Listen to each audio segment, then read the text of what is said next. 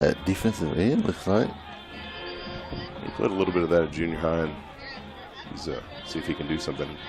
So ball is handed off to number 7, and he is going to break free, and he's at the 30, the 20, and finally run out of bounds by, that looks like Richie Demas, at about the 14-yard line. That was number 7, Tomas Geronimo.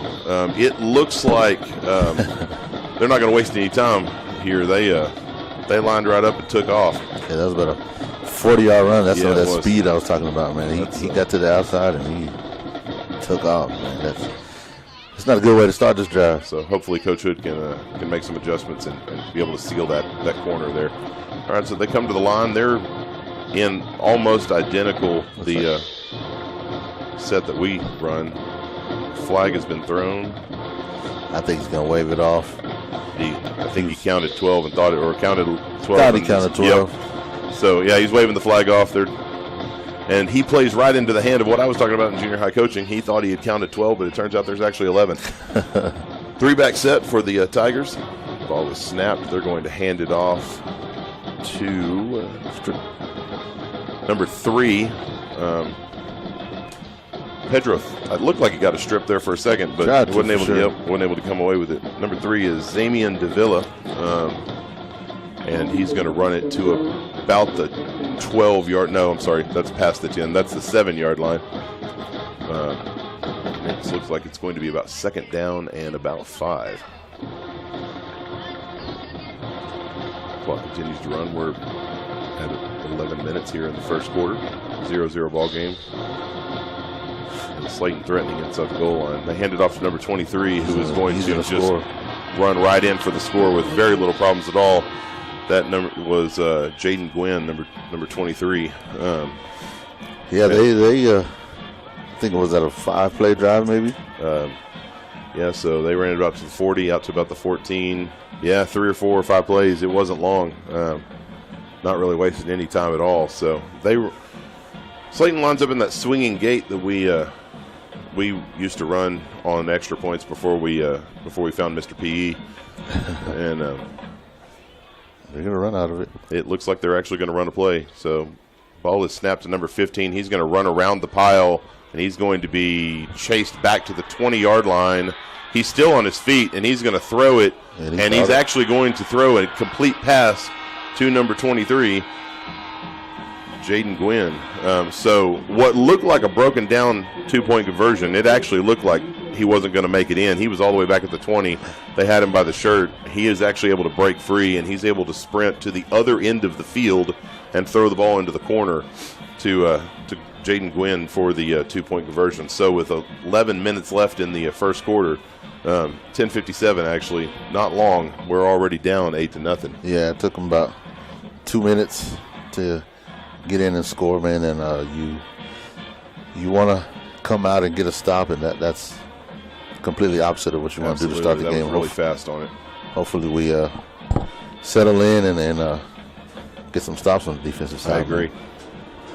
And then now that Lamesa's getting the ball, you don't necessarily want to score quickly because you don't want to just be trading scores all night long. The shootout doesn't help you at all. You want to put together a good drive, run some time off the clock, settle the game in a little bit. We'll see what Lamesa can do to answer. Looks like we've got Luke Martinez back for the kickoff at about the 7-yard line. Up there at about the 15 is going to be Pedro Barrios and Keaton Bolton. And it looks like Adam Garcia is going to be up about at the 20 for that exchange kind of run where they try to hand it off. Keaton's going to field the kickoff, and he's going to run to the far side. He's actually going to cut it up, and he's actually got some room. He's actually coming the corner. He's at the 40. He's at the 30. He's at the 20. 10, 5, touchdown Golden Tornadoes. And so just like that, we respond with a kickoff run back for a touchdown. That's exactly the way you want to answer in district play after you give up the quick score. Hey, what a play by Keaton, man. He caught it on the far side of the field, ran all the way back across, man, was able to get a lane, and they weren't going to catch him. Once he cleared that corner, you're absolutely right. It was off to the races for Keaton, and Keaton's got a quick set of legs on him, and he's able to take it off, and it was not even close. Once he cleared that first pack, by the time he finally scored, he had about 7 to 10 yards on all of them. They just weren't able to keep up. So now we're going to line up, try to run for 2 here. 3-back set. Sean is actually going to be at kind of the fullback position. Yeah. And we've only got 7 seconds on the clock, so they need to hurry up and run this. 5. So Hector's under center. He's actually going to fumble the snap, and he's actually going to just fall on it. And that's going to be a very little gain, so the 2-point conversion will be no good. So with 10 minutes and 42 seconds, we've already had 2 scores. The score is Lamesa 6, Slaton 8. And we're going to take a quick second and take a break and thank some of our sponsors. We'll be right back. You're listening to Golden Tornado Radio on Texas Sports Broadcasting Network, presented by S&C Oil Company.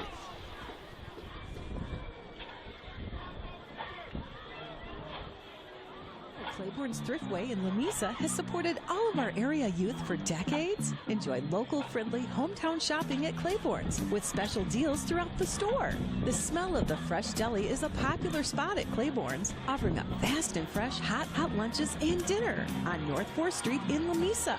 Open daily, 7 a.m. to 9 p.m. Claiborne's has the freshest groceries and will help deliver it all to your car the old-fashioned way. Good luck today from the whole team at Claiborne's.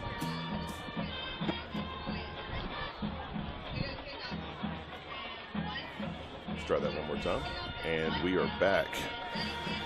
I told you, lots of buttons tonight, so bear with me. We're already lined up for the kickoff. Kick is made by number 12, Alonzo Sandoval. It's going to be run back and fielded by number 3. Number 3 is going to be Zamian Davila. He's going to take off. He's going to actually break a tackle and finally get tripped up at about the 30. Well, they're actually going to give him forward progress for a barrel roll he did, and they're actually going to place him at the 40. It was kind of hard to tell where he got tripped up. Now kind of thinking back on the run, that may have actually been where his shoulders touched. So yeah. I think that's probably a good spot. So it's going to be 1st and 10 at the 40-yard line. So about what we had last time. 10:36 left on the clock here in the first quarter. 8-6 ball game, Slaton in the lead. And they're going to come out in a 2-back set with 1 wide receiver to the far side. Sean Zapata is going to get through it, and he actually met the exchange and tackled the guy about 7 yards back behind the line of scrimmage. He's hurt, man. Yep, Sean knocked him really good and slung him around, and he's down. They're going to call an official timeout for that player. That's number 7, Tomas Geronimo. Yeah, I kind of feel sorry for him, man. Absolutely. Sean, if you've ever seen Sean, he's bigger than usual. Yeah, Mr. Geronimo was not running at full speed, and he ran clear into a brick wall. He didn't really have quite the time to be able to build up a head of steam. That's a lot to run into. One of Sean's favorite things to do. If you've never met me, I'm 6'8", so if you've never met me, I'm not hard to miss. But I say that to say that Sean's about 6'4", 6'5", and he is all muscle. And it is not uncommon since about the 8th grade for him to run up into the hall and give me a hug, and it is everything I can do to not fall over when he does it. So I can say from personal experience that Sean Zapata is all muscle, and when he hits you at full speed, it's quite the lot to take in. Yeah. So he's a big boy. Yeah, he is. Mr. Geronimo's on his feet and walking off. Tornadoes give him a hand. I'll tell you a quick story. We were playing basketball one summer in River City, and Sean was playing with us, and we went to McDonald's, grabbed some food, and asked him, what he wanted, and he went up there and he said, "Give me 2 Big Mac meals," and he demolished those things. Fries and all. Yep.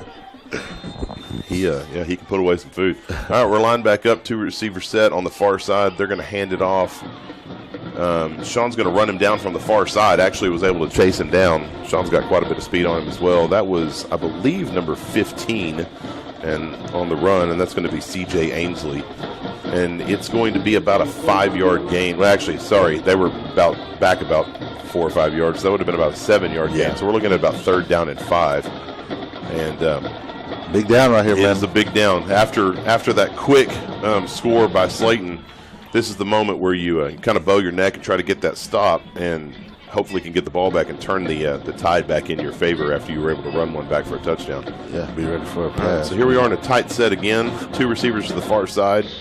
Ball is fumbled, and Golden Tornadoes are actually going to get on top of it. It looks like we've actually got the ball. J.J. Morales? Yep, we'll wait for the determination. No one's made a determination yet. Oh, he's going to say it's Slaton. Kept it. He called fourth down. Okay, so they actually are going to be all the way back to the original line of scrimmage. So it's going to be fourth down and about 9 or 10. So big stop there for the Golden Tornadoes. They did get a little bit of help there on the fumbled snap, but they were able to get back and take advantage of actually getting the ball to the ground, which is big. We'll take it. Yeah, absolutely. So it looks like Pedro Barrios is actually going to be back for the punt. They get the snap off, clean punt. Ooh. Sean almost got a hand on it. In fact, he might have. It changed directions there. It's going to take a Slaton bounce, and it's going to roll down to about the 25-yard line before it is down, and that's where Lamesa is going to take the ball. We're going to take a short break. Thank one of our sponsors. As fast as they're getting onto the field, like Brownfield last week, we're going to do this quick, fast, and in a hurry. We'll be back here in just a second. You're listening to Golden Tour Radio here on the Texas Sports Broadcasting Network, brought to you by Premier Ford.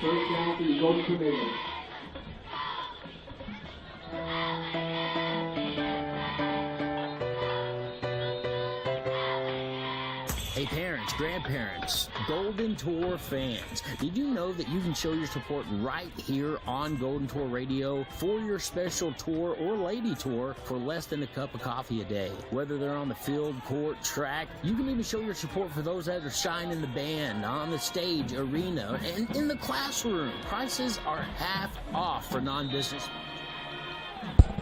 All right, we're already back because they're not wasting any time, so we're probably going to have to play some longer commercial breaks in between quarters and stuff. So that first play, did you happen to see who ran it? Yeah, it was Keaton, man. All right, fantastic. Keaton Bolden. I was too busy pressing all the different knobs and stuff to be able to see what happened.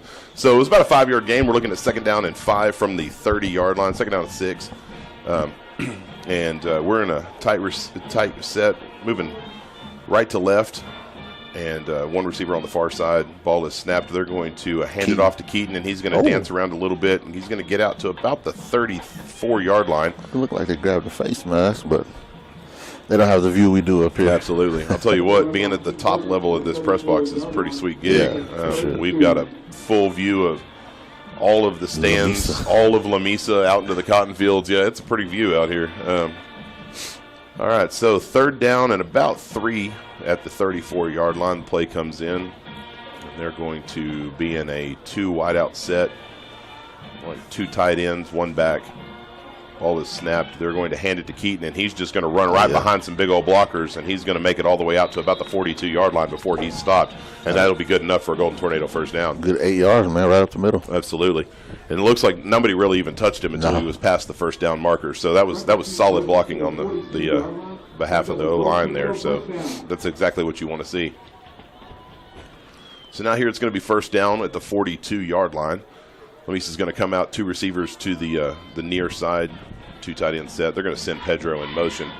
It's going to be a jet sweep out to him, and Pedro's going to take it. He's going to take off, and he's finally going to be brought down at about the 48-yard line. So solid 6 or 7 yards there on first down, and puts us in a really great spot going into second there. I was hoping he was going to keep coming outside and get a little more, but absolutely, maybe he saw something I didn't. Yeah, that cornerback on the near side here, he cut in real hard, and he might have been able to bounce to the outside.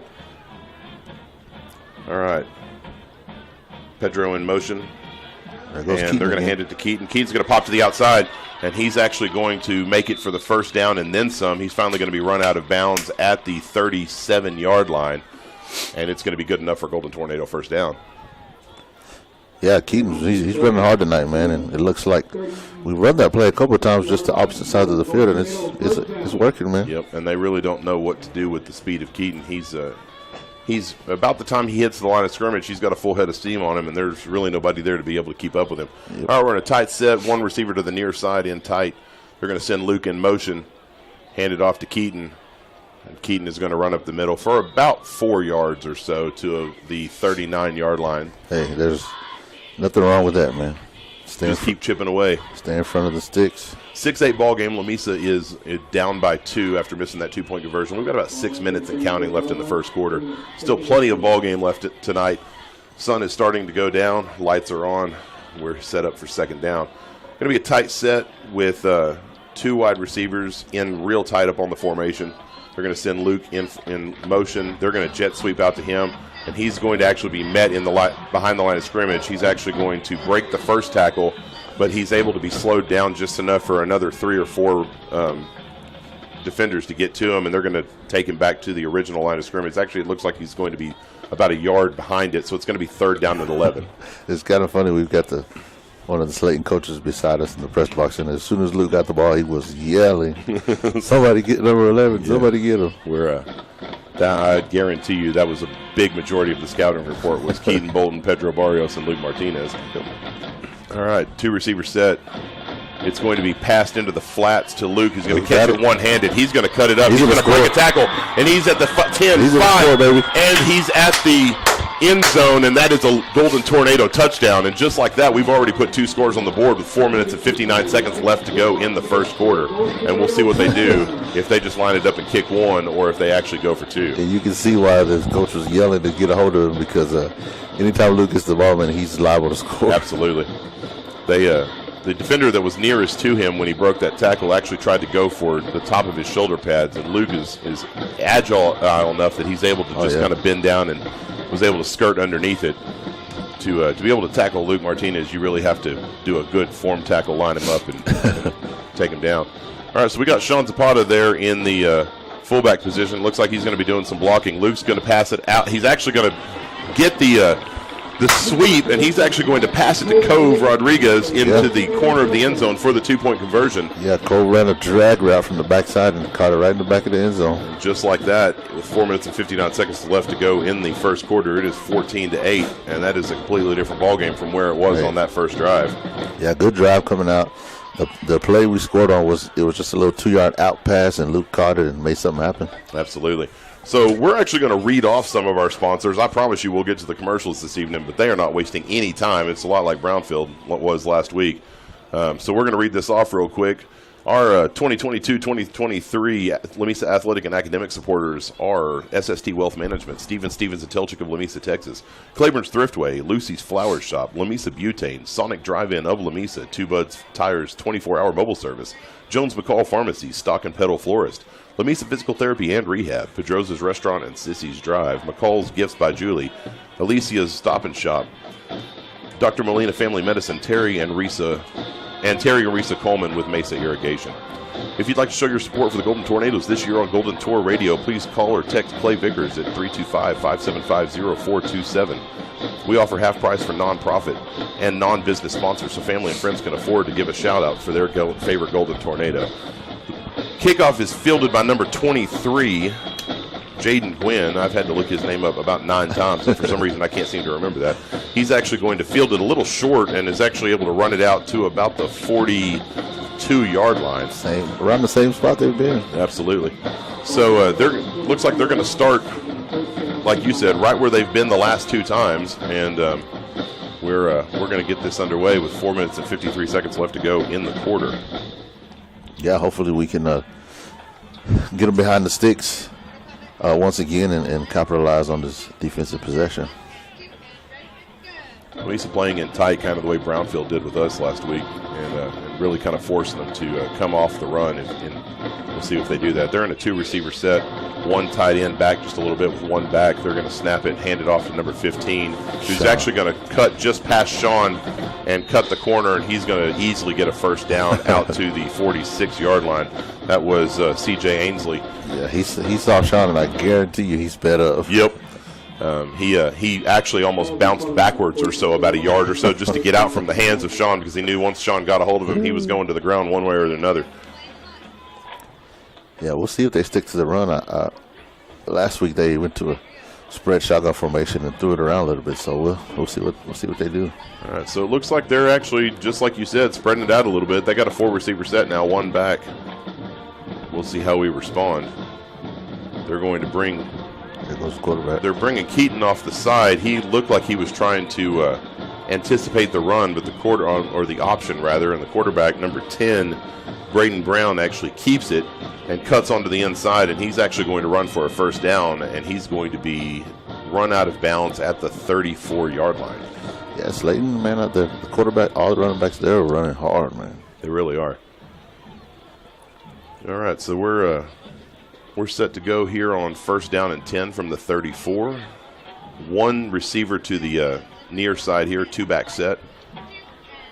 Ball is snapped and handed to number 3. Sean Zapata's going to get a hold of him. Somehow he got free of Sean Zapata's bear hug, but not before he was able to be taken down just about a yard or so later. So he's going to be tackled in the backfield, and it's going to be second down and 11. Man, it's so funny because Sean is so big, and he came from the far side and caught the guy in the backfield on really their did. side. It's really funny when he gets a hold of those running backs. You can almost see the fear in their eyes from all the way up here in the press box. And I guarantee you, he slings every one of them down.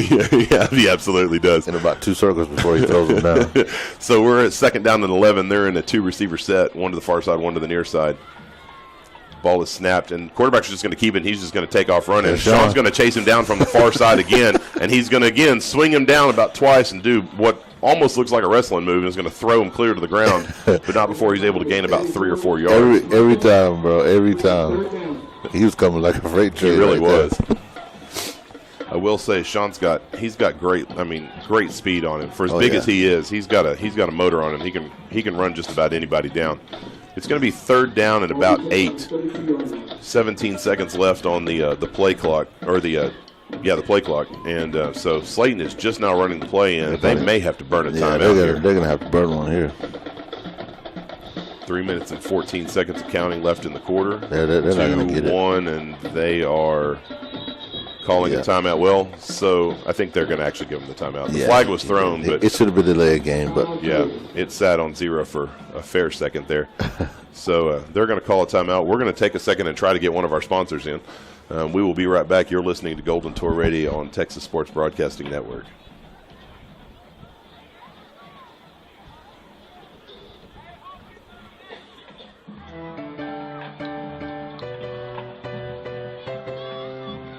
Hey parents, grandparents, Golden Tour fans, did you know that you can show your support right here on Golden Tour Radio for your special tour or lady tour for less than a cup of coffee a day? Whether they're on the field, court, track, you can even show your support for those that are shining the band, on the stage, arena, and in the classroom. Prices are half off for non-business sponsors, which allows you to show your support for all Golden Tour students all year long for just $150. We work with payments too. Just call or text me at 325-575-0427. That's 325-575-0427. Or visit TexasSportsBroadcasting.com. Go Tours. We are Lamesa.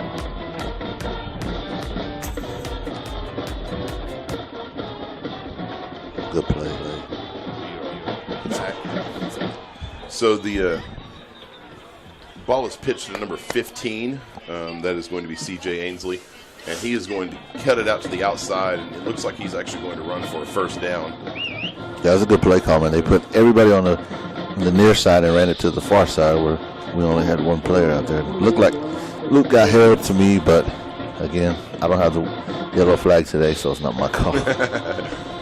All right, they're going to come out for the first down and 10 from about the 21-yard line. They're going to be in Slaton is going to be in a 4-receiver set. They're going to send number 23 in motion. They're going to hand it off to number 15, C.J. Ainsley. Number 45, J.J. Morales is actually going to break free of the defense or the offense and is actually going to get forward to make the tackle behind the line of scrimmage at about the 24-yard line. So we're looking at about second down at 12 now. So good stop there. 2 minutes and 39 seconds left to go in the quarter and counting. Yeah, Sean, I was thinking about it. Sean's probably got him as well as others, a little extra motivation tonight. It's the last home game for these seniors. Absolutely. Yes, adults know more better than any how fast time moves when you're in high school. Oh, wow. Pass is going to be caught by number 3 in the flats. We were not ready for that. Zamian Davila, and you're absolutely right. Our secondary was not anticipating pass at all. They ran a play action fake all the way and passed it just into the shallow flats there, and just out there and across the middle, and was able to get a good gain down to about the 3-yard line. Yeah, it's going to be first down and goal. Credit to Slaton, man. We kind of fell asleep, and they took full advantage of that. All right, so here we go with 1 minute and 50 seconds left to go in the first quarter. Can't believe it's still the first quarter. They're in a three-receiver set. They're going to hand it off to number 15, who is going to cut it inside, and he's actually going to get in for the score. And pretty easily is able to cut it inside of the defenders there. And we had a couple guys break through, but he cut it right back in, and we didn't follow on the inside. And Sean Spotto just wasn't quite able to change directions fast enough.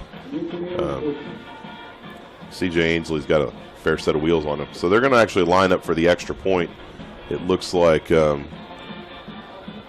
C.J. Ainsley is actually going to be the one kicking. Now they're bringing in somebody. Looks like they didn't have enough people lined up. He don't know where to go. All right, now we're ready to go. The hold is down, kick is up, look like and we blocked it is no good.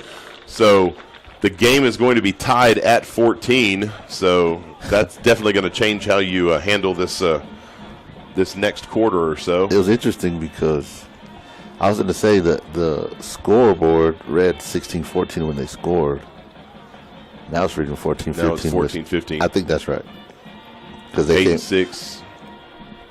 No, it should be should 14. Be 14 all. Yeah, it should be 14 all. We need to get a call down to the scoreboard and get that corrected. Yeah, if my math is correct, that should be.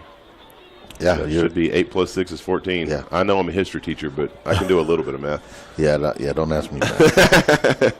All right, so we got several people pointing at the scoreboard. I'm sure there's a text being sent. We'll get that squared away here in just a second. But, yeah, the score should be 14-14. Yeah, Richie is absolutely he's on the phone, so we're getting it squared away. Hey, there it is. There it is. All right, we're at 14-14. Hello, back and forth here, man. Absolutely. Looks like it's going to be a good game. Hopefully we can come out on top. Yeah, for sure. All right, so we're lined up in the kickoff. We've got Pedro Barrios again back. Let it go. So they're actually it's going to bounce out of bounds at about the 27-yard line. So they're going to decide what they're going to do from there. It looks like he's probably going to take it at the, what would that be, the 40? No, it should be the 30. 35, 30? I don't know what that penalty looks like. It's supposed to be 5 yards. From where it went out of bounds? If it goes beyond the 30, you can take the 5-yard penalty if it exceeds the 30-yard line coming this way. But anything in front, you just get 5 yards. Okay, all right. All right, so it looks like we're going to take the ball at the 33-yard line, so it'll be first down and 10, moving right to left. So about 67 yards to go on this drive. They're going to send Luke Martinez in motion. Actually going to pitch it out to Luke, and what looked like a broken play actually got turned into 6 or 7 yards. Luke is popped after he runs out of bounds. Flags come out. It looks like it's going to be thank you, sir. A little bit of extracurricular activity after the play is over. Yep. Unnecessary roughness for sure. Luke was, it is in fact a personal foul against Slaton. Absolutely, he was about 5 yards out of bounds, and Slaton came over and hit him pretty hard. Yeah, gave him a little pop, but he stayed on his feet. Absolutely. So all right, we'll take those 15 yards. And we are now at the 48-yard line going in. So first down and 10 for the Golden Tornadoes. And the play is coming in. It looks like to be Diego Vidari. I might be on the lookout. I heard through the grapevine Luke may line up at quarterback some, so we'll be looking out for that. That would be an interesting set.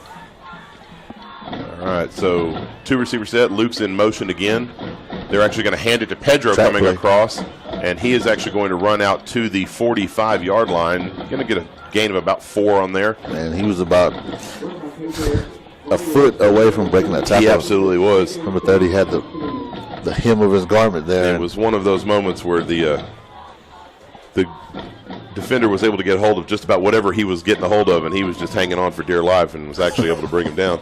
So with 1 minute and 3 seconds and counting left to go in the first quarter, the score is 14-14, and we're lined up ready to go for second down.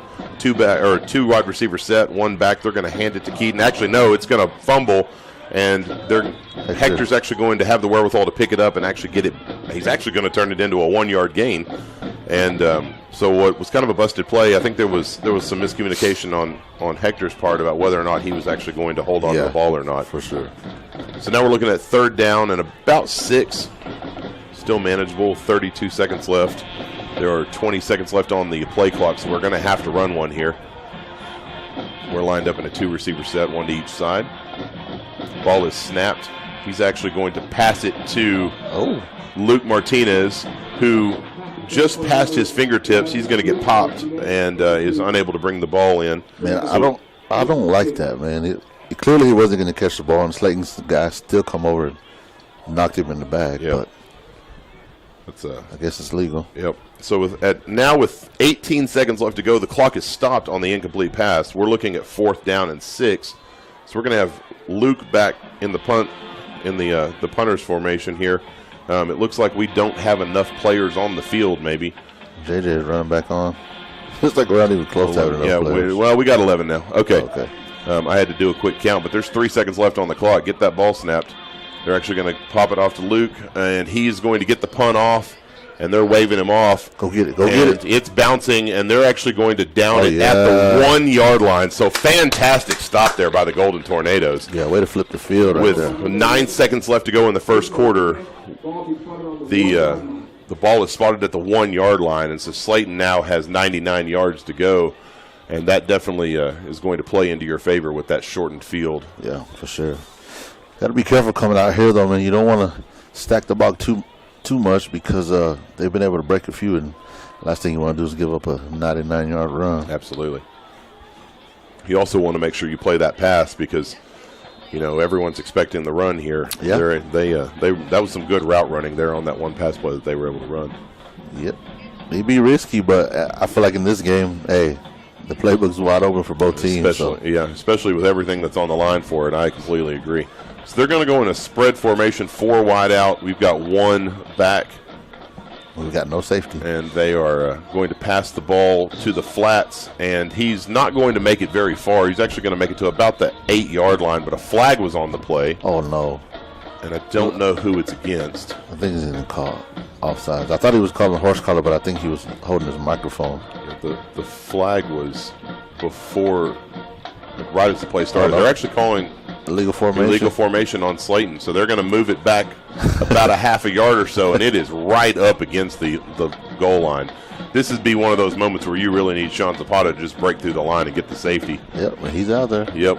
It's a little gutsy call. The last play, they threw a quick screen out to the far side, and he was able to get away for about 5-6 yards. Yeah, he was.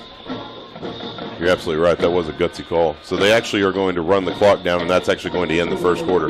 So we're going to take a break with them. We're going to thank some of our sponsors. We'll be right back. You're listening to Golden Tour Radio on Texas Sports Broadcasting Network.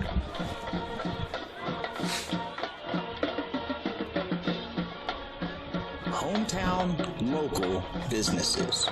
More important to us than ever before. And since 1959, Jones & McCall Pharmacy, right there on Bryan and 15th, they've been that hometown business. Open weekdays from 9 to 6. Expect a fast and friendly drive-thru. Vaccines available, and you can find medical equipment you need. Download the Pocket RX app or call 872-5453. Good luck to all of our area athletes from Jones & McCall Pharmacy. Lamesa Physical Therapy and Sports Rehab is ready to get you back in the game. Our facility features aquatic therapy with HydroWorks underwater treadmill, sports therapy for middle school, high school, and college athletes, or even your weekend warriors. We accept most insurance, or you can self-pay with a discount. Check out our monthly membership option. Whether it's back to work or back to play, Lamesa Physical Therapy and Sports Rehab wants you at your best. Call or come by today. All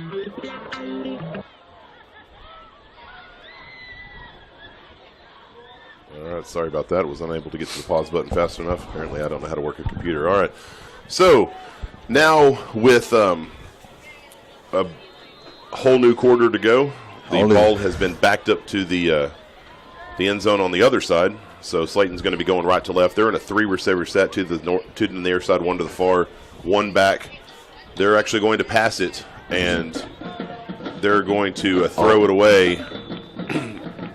And so it's going to be 2nd down and 10 from the inch-yard line is what we'll call it. During the break, we checked in on the score of the Brownfield-Kermit game. Brownfield just scored. They have a 7-0 lead with about 9 minutes left to go in the second quarter. Close game there between Kermit and Brownfield. I think everyone was kind of expecting Kermit to not do as much in district play, but they've definitely come out fighting. So they expected nothing at all. That's this. Oh, the flag looked like they broke the huddle with 12 that time. Yeah, they definitely got 12. All right, so it looks like we're going to back it up even closer to the. Oh, now we're just having fun. So there's too many men. At this point, I don't even see the point in moving the ball. You're just right there on the gun. You just line it up and try it again. All right, so now it looks like we're officially on the 1-inch part. We've got 3 receivers, 2 to the far side, 1 to the near. We've got a 2-back set. The ball is snapped. They're going to just hand it to the quarterback and run it. And we are actually, they might call that a safety. No, they're not. It looks like he got maybe past the line. Yeah, it looks like he broke the plane right before. Yeah, they're going to call forward progress on that. It was a tough call. Man. Yeah, that really could go anyway. Yeah, it could have gone anyway. He had 1 foot out of the end zone and 1 foot in it. I think they were just going to give him the benefit of the doubt and say that he was headed forward when the forward progress. So they're actually going to move it out about a half a yard or so, maybe even to the 1. So actually got just a tiny bit of breathing room on 3rd down and 10. 11 minutes and 18 seconds left to go in the second quarter. I think they gave him like an inch on the play. When people say that football is a game of inches, I don't think this is what they had in mind. All right, so now we're calling flags again. Delay of game. So we'll back it back up to where it was originally before that whole thing, and we'll try and do this again. Slaton's having a bit of trouble here. And like you said, honestly, it's pointless at this. It really is. At this spot on the field, but rules are rules. Absolutely. All right, so now we're in a 4-receiver set. We've got 3 to the near side, 1 to the far. It looks like we might be running. They're actually going to hand it to the quarterback. It looks like they did a wildcat formation with number 15, C.J. Ainsley. Way to wrap him up. There was nothing doing there. He had about 5 or 6 Golden Tornadoes just run him straight out of bounds. And so it's going to be 4th down and 10, and unless something just absolutely insane happens, it looks like Slaton is going to be punting. Well, them people running the chains had to. They had to get out of it quick, fast, and hurry. Yep, absolutely. That was there was a whole host of people running right towards them. We should be getting some good field position out of this punt. I don't know if you want to even try to go back there and block it, just kind of take what you get here. Absolutely. Hopefully we don't rough the kicker or anything like that. I would almost just say just kind of pull everybody back. Yeah, it looks like that's what they're doing. Pick it up, Pedro. Pedro's actually going to pick it up off the bounce, and he's going to take off running. He's actually going to cut to the side, and he's actually going to bounce to the outside. He's at the 20. He's at the 15. He's at the 10. And he's finally going to be brought down at the 7-yard line. So he's actually able to turn that punt and almost take it back to where they had it to begin with, and it's going to be 1st down and goal for the Golden Tornadoes from the 7-yard line. Yeah, it's about a 20, 22, 23, 20-yard return there, man, and he did a great job. Luke picked up a good block to spring him loose right there, man. He almost got in the end zone. So that's excellent field possession there. Position. There's the word I was looking for. I've called it everything except for the right thing, and I just sometimes vocabulary just doesn't come to me easily. So good field position for the Golden Tornadoes. Goodness gracious. All right, so they broke the huddle, but now they're back in the huddle. I don't really know exactly what's going on.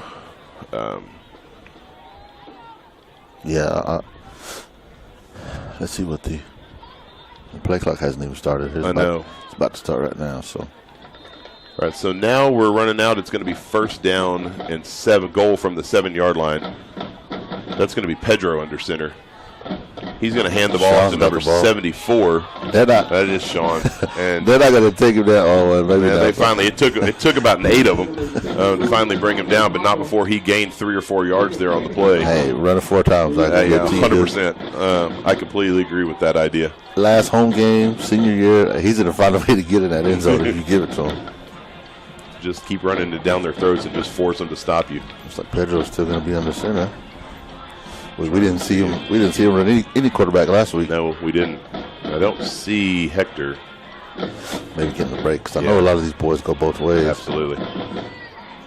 All right, so we're lined up in that 3-back set where Sean is in at the fullback. They're going to hand it to Luke. He's still in. Actually, he's going to get off the pass.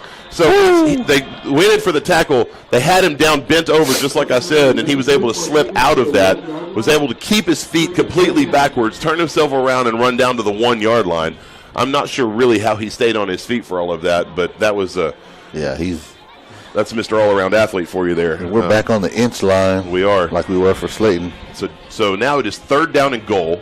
8 minutes and 48 seconds left to go in the first half. 14-14 ball game. We're in that 3-back set. And they're going to just crowd it. Sean's got it. Sean, and Sean's he's not even going to be touched until he reaches the end zone. Yeah. So just like that, we get on the board again. And we'll see what they do here for, it looks like they're trotting out number 12, Alonso Sandoval, for the extra point. A.K.A. Mr. P.E. Hey, Mr. P.E. I wonder what classification he is. He's a senior. Oh, okay. Yeah. So if you weren't listening last week, Alonso Sandoval was found in PE during the kickball game. The kick is up, and it is good. So with 8 minutes and 39 seconds left to go in the first half, the score is Golden Tours 21, Slaton Tigers 14. We'll take a quick break and thank some of our sponsors. You're listening to Golden Tour Radio on Texas Sports Broadcasting Network, brought to you by S&C Oil Company. Lisa's Downtown Square has an eclectic selection of home decor, jewelry, and those perfect gifts. Get your new Brunei tumbler, insulated cooler, or drinkware with over 130,000 five-star reviews. The boutique collection has sizes junior to plus size, and McCall's Gifts is the perfect place for your bridal and baby shower. Tuesday through Friday, 10:30 to 5:30, open till 2 on Saturdays. Find McCall's Gifts by Julie on Facebook, proudly supporting our area youth. Did you know Pedrosa's restaurant in Lamesa has supported our area youth for almost 35 years? Since 1988, Pedrosa's has served up authentic Mexican food and a relaxed environment for you and friends to hang out. Fajitas, enchiladas, tacos, burritos, served by the friendliest staff in town. On the corner of 14th and North 87, right across from Sissy's Dive. Stop by Monday through Saturday from 11 to 9 or call in your order 806-872-2884. You've tried the rest. Now try the best. Pedrosa wishes you all the best of luck this year. And we're back. Oh, that should be a flag. Yep, it is. Kickoff is actually fielded by number 15, C.J. Ainsley, who is still on his feet. He's finally run out of bounds at the 45-yard line. Yeah, it's coming all the way back, man. And it looks like there was a block in the back. Elijah. All the way down at about the 25-yard line or so. Elijah Maldonado was coming towards the runner, and he got completely blindsided. And the 3 flags flew pretty quick. So absolutely. I'm glad they got that one there, so they'll be coming back. Let's see what the official call here is as the head official walks towards us. They're calling. Oh wait, what? They're calling two fouls. So they're saying wow. Okay, so they're saying offsides on Lamesa. They're saying block in the back, personal foul on Slaton, and so they're going to offset it. We're going to try it again. Yeah, that's. It's hard. It's hard when it's something like offsides coupled up with something like a block in the back. It's hard to see those offsettings, but yeah, like you said earlier, rules are rules. Yeah, you took the words right out of my mouth. You just feel like, man, that's not fair. Yep. All right, we're going to line it up again, and we're going to see what happens. I don't know what Keaton knows, but he's on the wrong side of the ball. All right, so kickoff is good back, kick. And it's actually going to roll all the way out the back of the end zone. That was a heck of a leg on Mr. P.E. there. I don't think we've had one of those in some years. It's been a while. So Alonso Sandoval puts his whole foot into it, and he bounces it at about the 2, and Coach Hood comes out and gives him a big old high five for helping out the team there with that field position.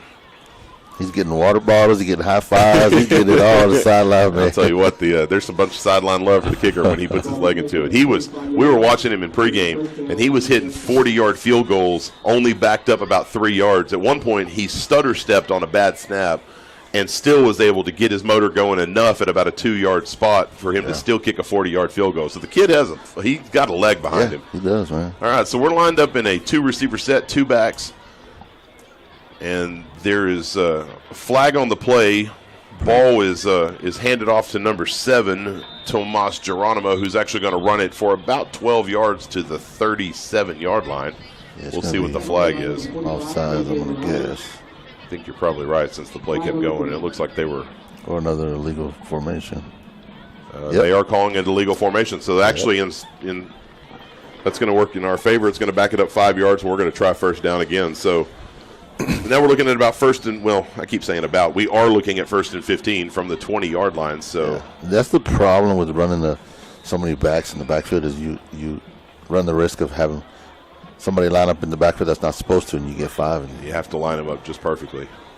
And there's so many different innovative formations out there these days that you really got to make sure everybody's in the right spot. All right, so we're still in the about the same set as we were previously. They're going to hand it off to Tomas again. He's going to take off running. They're going to bring him down. That's going to be number 15, Hector Zamora, on the tackle. So they'll get the penalty yards back. Yep, and it looks like it's going to be about 2nd down and 9. 7 minutes and 45 seconds left to go in the half. 21-14 ball game. Lamesa on top. Excuse me.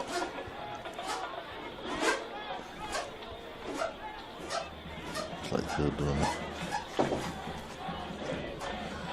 All right, so we've got a 2-back set with 2 wide receivers. They're going to hand it off to Tomas again. I got about 5.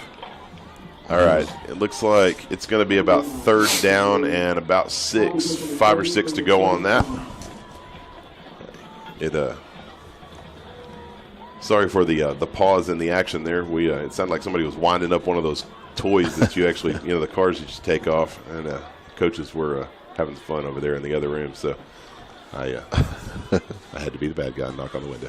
Hey. All right, so we're back. They're running the play in. We only got about 12 seconds left on the clock, so they're going to have to hurry up to the line to get this one off. 3rd down and 5. 6 minutes and 47 seconds left to go on the clock. Yeah, they're probably just going to get it off. Yep. And they did. So they're going to hand it off and run kind of a sweep along the side.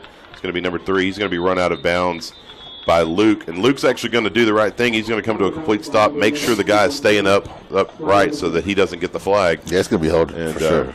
It looks like, I agree. It's going to be holding against the Tigers. But if you're Coach Hood, you might want to think about declining this penalty. And that would make it 4th down, right? It'd make about 4th and 4 maybe. Yep, so it's going to be holding. And he's probably asking where the spot was now. And they don't know. This official ran off. So Hood's good with taking it. They're going to call holding. It's going to be a 10-yard penalty. It's going to be 3rd down and about 14 or 15.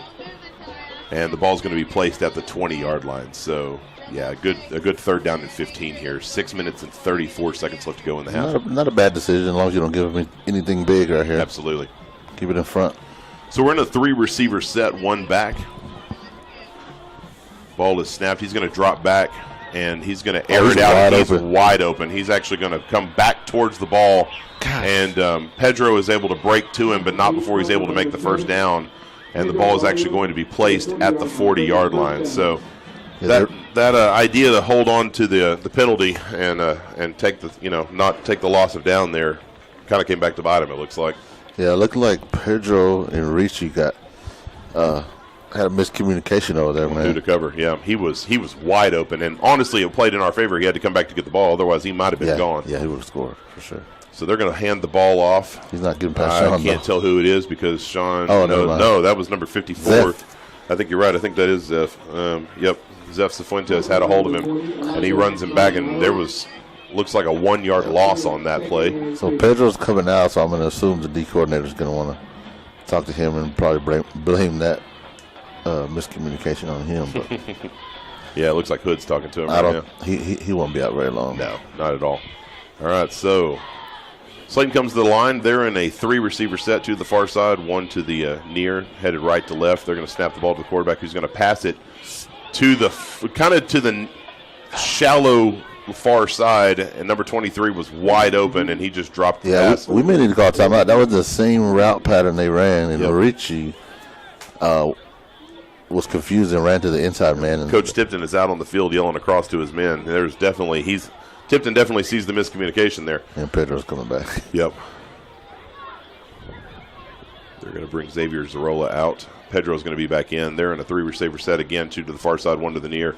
And they're again going to be in the – that was almost intercepted. There you go, Ricci. So number 23, Jaden Gwynn and Richie Demas both went for the ball at the same time, and it kind of sailed over the top of both of their heads. Yeah, maybe we got to figure it out there. Yeah.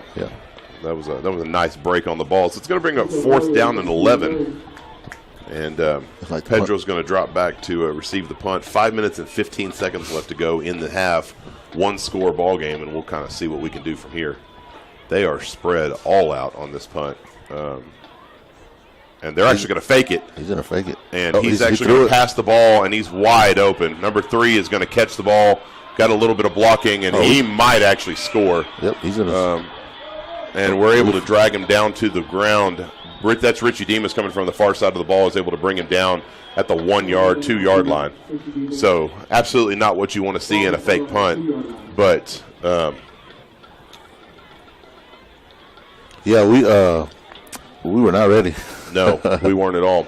And I think we were thrown off by that punt formation. I mean, they didn't have anybody lined up next to each other. It was a 2-3 foot gap between every single O lineman, and we didn't really know what to do with that. I don't know that we'd seen that before. Yeah. All right, so now we got first down and goal for the Slaton Tigers at the 2 yard line. 4 minutes and 25 seconds of counting. They're going to be a tight set, 2 backs, 1 wide on the far side, and they're going to hand the ball off to number 3. And he is going to score, yes. Apparently the Slaton coach wants someone to hurry. He is screaming into the microphone at the top of his lungs. So there is 4 minutes and they got 12 on the field. 2, 4, 6, 8. They had 12 on the field. That's why he was yelling to get us off the field.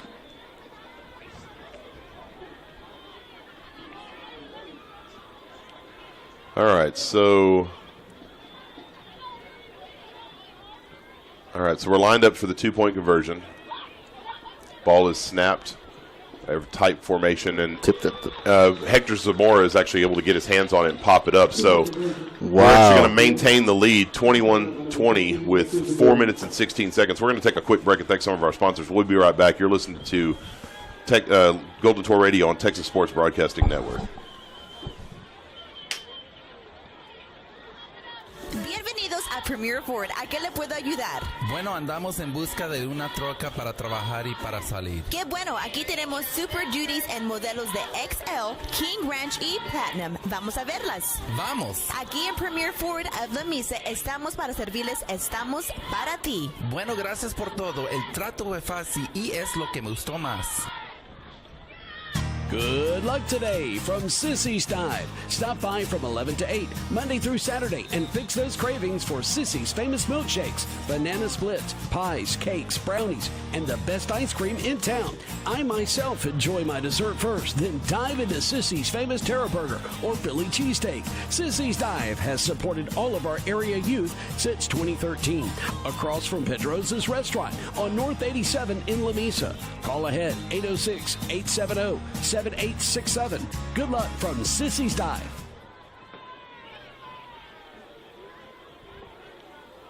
All right, we're back. And with 4 minutes and 16 seconds left to go, Slaton is lined up to kick off. They're going to just kind of pooch it and roll it out. It's going to be picked up by, that looks like Adam Garcia. He needs to hold on to it. He's got a breadbasket carry going on there. He's actually going to run right into the fray, and they're going to bring him down at about the 37-yard line. So not we'll bad. see how, not bad field position at all. We'll see how Lamesa responds here. And they've got a little bit of shortened field. I wish you guys could see this Slaton coach beside us. He's a character. I kind of want to buy him a spa treatment. He's very tense. He's he's up here. There's one other person up here with him, or there was. I don't know if he's still there, but this guy is leaned all the way up against the glass, and he is chewing a piece of gum to death and screaming at the top of his lungs. So there's a 5-receiver set, 3 to the near side, 2 to the far. We haven't seen this set much this year at all. They're going to it was Luke Martinez. They're actually going to almost wildcat it, and he's going to take off running, and he's finally going to get tackled after about a 16-yard gain at the 45-yard line going in. So great time to bring it in. That was an absolute great call. Caught me by surprise. Yeah, it did me too. All right, so first down and 10 from the 45-yard line, certainly giving our friend next to us something to yell about. And there's 3 minutes and 43 seconds left to go in the game. In the half. Lamesa's got a 1-point score, or a 1-point lead. There's a 2-receiver set, 1 back. It looks like Hector Zamora is back in. He's going to hand the ball off to Keith. He's just going to bounce outside a tackle. He's going to cut to the outside. He's at the 30. He's at the 25. And he's finally going to be running out of bounds at about the 22-yard line. Great run by Keaton. There was a defender right in front of his face, and it would almost look like a Madden glitch. He just kind of slid to the side just a little bit, and he was off to the races. So now with 3 minutes and 26 seconds left to go in the ball game, or in the half, apparently I'm ready to go home. I'm not at all. I'm really enjoying this game. The ball is placed at the 22-yard line. It is first down and 10, and we are just about up on the red zone. We'll see if we can't score heading into the half, and we actually should get the ball back after the half. So that would be a fantastic way to put us in. So that's going to be Keaton Bolton again. He's going to be he's got about a 2-yard gain. And then he's going to be stopped forward progress. Big Noah coming in.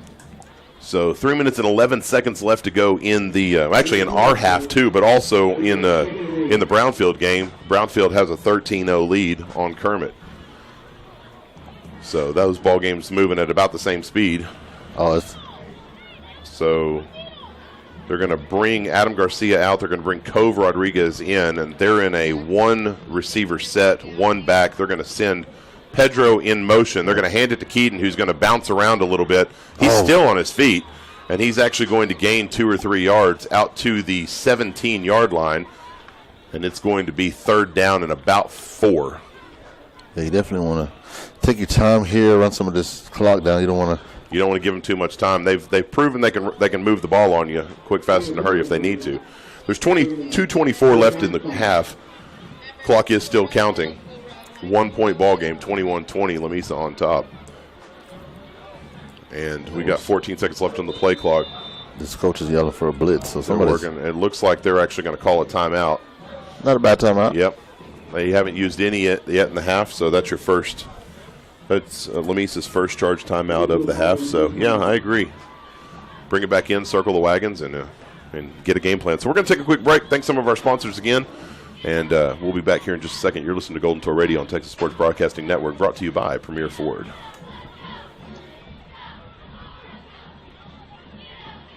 Ray and Karen Stevens with S&C Oil Company are happy to support our area kids in their athletic and academic endeavors. S&C has been providing the fuel needs for the Lamesa area since 1973, with 2 automated stations at 14th and Lubbock Highway and by the golf course at 2111 South 1st Street. Check out S&C Oil Company's competitive prices for farm diesel by the transport load. Call Ray or Karen Stevens at 806-872-7553. Good luck today from S&C Oil Company.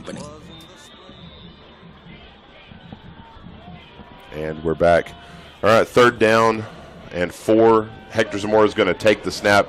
He's going for the pass, but he's going to bounce out, and he's actually going to take off for the run. Dang it. And he's going to be stopped just short of the first down marker at about the 9-yard line. So it's going to be about a yard shy. So we're looking at fourth down. I won't be surprised if Hood ran the play clock down and kicked the field goal. I agree. But it looks like Draven's running into play. Hand it to Sean Zapata. Yeah. That's definitely been an option. And he's actually nope, he's going to be up on the line. All right, so we've got Keaton in the backfield, 2 receivers. Looks like Draven to one side, and they jumped the line a little bit, but it's not going to matter because Keaton's going to actually bounce across a little bit, and he's actually going to get the first down. Somebody jumped. Yeah, man, he was. There was a Slaton defender right up on the line as the ball was snapped. It was a good jump according to the officials, but it didn't matter because we got the first down and we'll take it. So it's going to be first down and goal from the 9-yard line, 1 minute and 7 seconds and counting. Yeah, you don't want to take too much time. Diego Vidari is running the play in, and we'll try and get this underway here. We got 2 Adam Garcia and Diego Vidari to the near side. They're going to send Luke in motion. He's going to catch the sweep, and he's going to be bottled up. He's going to be bottled up at the 10-yard line. Looks like we're going to lose about a yard, and I think Hood might actually take a timeout. It looks like he does. That's a smart timeout. Yep. So that's going to be Lamesa's second charge timeout. It's not a bad play call, but you just wonder why we run into the short side of the field instead of the wide side. Right, and give Luke some space to run. I agree. But they're the experts. Yeah, absolutely. I don't even pretend to know as much about football as Hood does. So we're going to take a quick second. Thank some of our sponsors. Thank Jones McCall Pharmacy, Stock and Pedal Forest, Lamesa Physical Therapy and Rehab, Pedrosa's Restaurant and Sissy's Dive, McCall's Gifts by Julie, Alicia's Stop and Shop, Dr. Molina's Family Medicine, and Terry and Risa Coleman with Mesa Irrigation. If you'd like to show your support for the Golden Tours this year on Golden Tour Radio, please call or text Clay Vickers at 325-575-0427. We work with any budget to make sure that your voice is heard and our student athletes are recognized. From non-business prices as low as $150 to a full commercial sponsorship for an entire school year for only $1,000. Again, for more information, call or text Clay Vickers at 325-575-0427 or email goldentourradio@gmail.com. All right, 44 seconds left to go in the first half. 21-20 ball game, Lamesa on top, and it is going to be second down and about there you go. Goal from the 9. They're going to give it to Luke. He's going to bounce to the outside, and he's actually going to be taken out of bounds at about the 1. They're calling a flag. Yeah, he's in the car holding. Yep. It's like Draven out there. He just held on to him for just a second too long. And yes, they are, in fact, signaling hold. And we're probably going to have to use our last time out because of being under 1 minute and a penalty on us. It's a 10-second runoff. Okay. So we'll see what Hood decides to do. He may save the timeout and just run it down to 27. All right, so we're going to be holding against Lamesa. They're going to back it up 10 yards.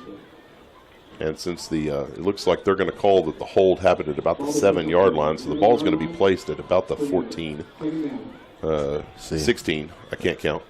All right. I thought he was asking about the 10-second runoff, but nobody seems to care about it, so we'll keep the timeout and keep the 10 seconds. Yep, that's what it looks like. All right, so 37 seconds left to go on the clock. It doesn't even look like they're running the clock. Maybe because he ran out of bounds. No. All right, three. They're going to pass it. I apologize for that pause. There was a lot of things going on there. We had a 3-back set. We passed it across the middle to Diego Vidario, who was actually covered up by a couple defenders. It wasn't actually a bad throw. It was just a little bit behind him. And Diego was able actually to divert the course just enough for it to hit the ground.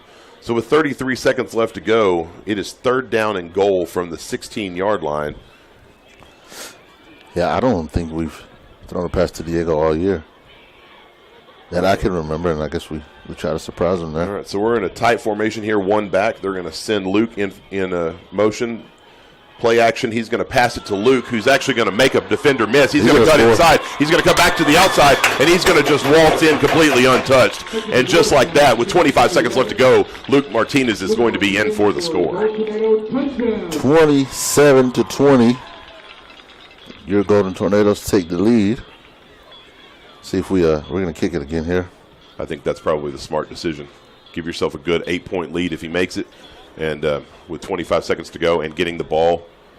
And the kick is up. It is good. So with 25 seconds left to go in the half, the score is Golden Tornadoes 28, Slaton 20. We're going to take a quick break. We'll be right back. You're listening to Golden Tour Radio on Texas Sports Broadcasting Network, brought to you by S&C Oil Company.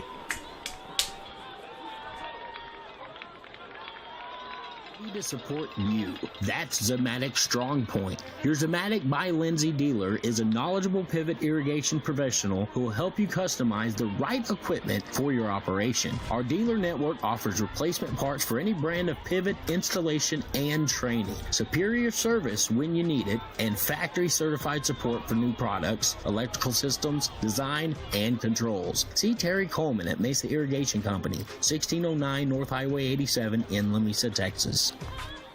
It's Mother's Day, daughter's graduation, wedding, homecoming. It could be any special event you need flowers, decorations, or gifts for, or just help to save you from the doghouse. Well, Stock and Pedal on South 1st Street in downtown Lamesa has a professional and local team of experts excited to help design your perfect day. 9:30 to 5:30 Monday through Friday till 1:30 on Saturdays, or you can customize your very own subscription at stockandpedal.com. Visit us on Facebook and Instagram. Stock and Pedal wishes all of our area athletes the best of luck. At Steve. All right, we're back, and the kickoff has been fielded by number 23, who's actually going to run to the far side of the field, and he's actually going to run out of bounds at the 32-yard line. Stephen, you had a good point there during the timeout.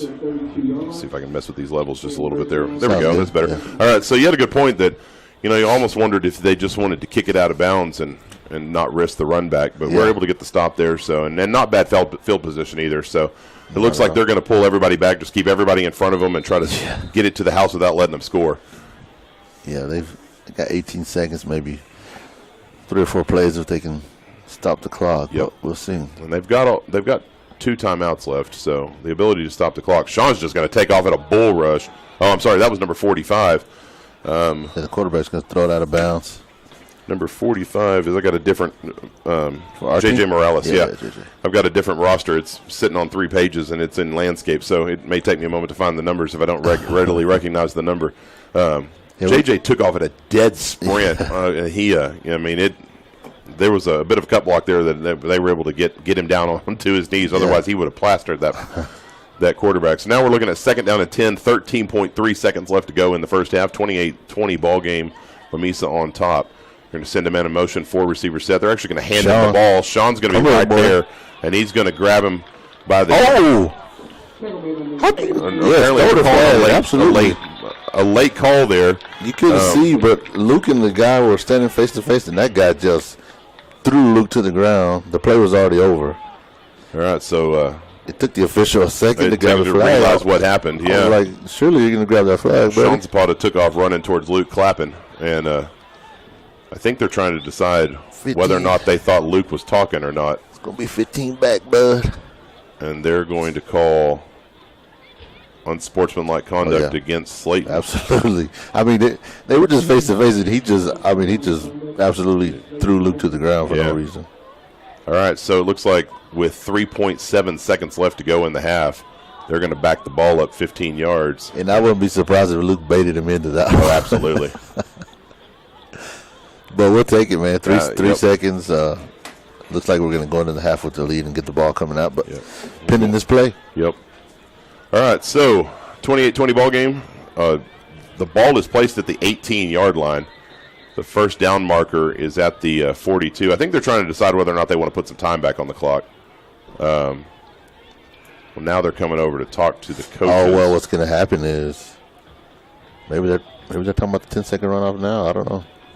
Let's see. Yep. It looks like they're going to take the 10-second runoff, and they're going to send it to the half. All right, so at halftime, the score is 28-20.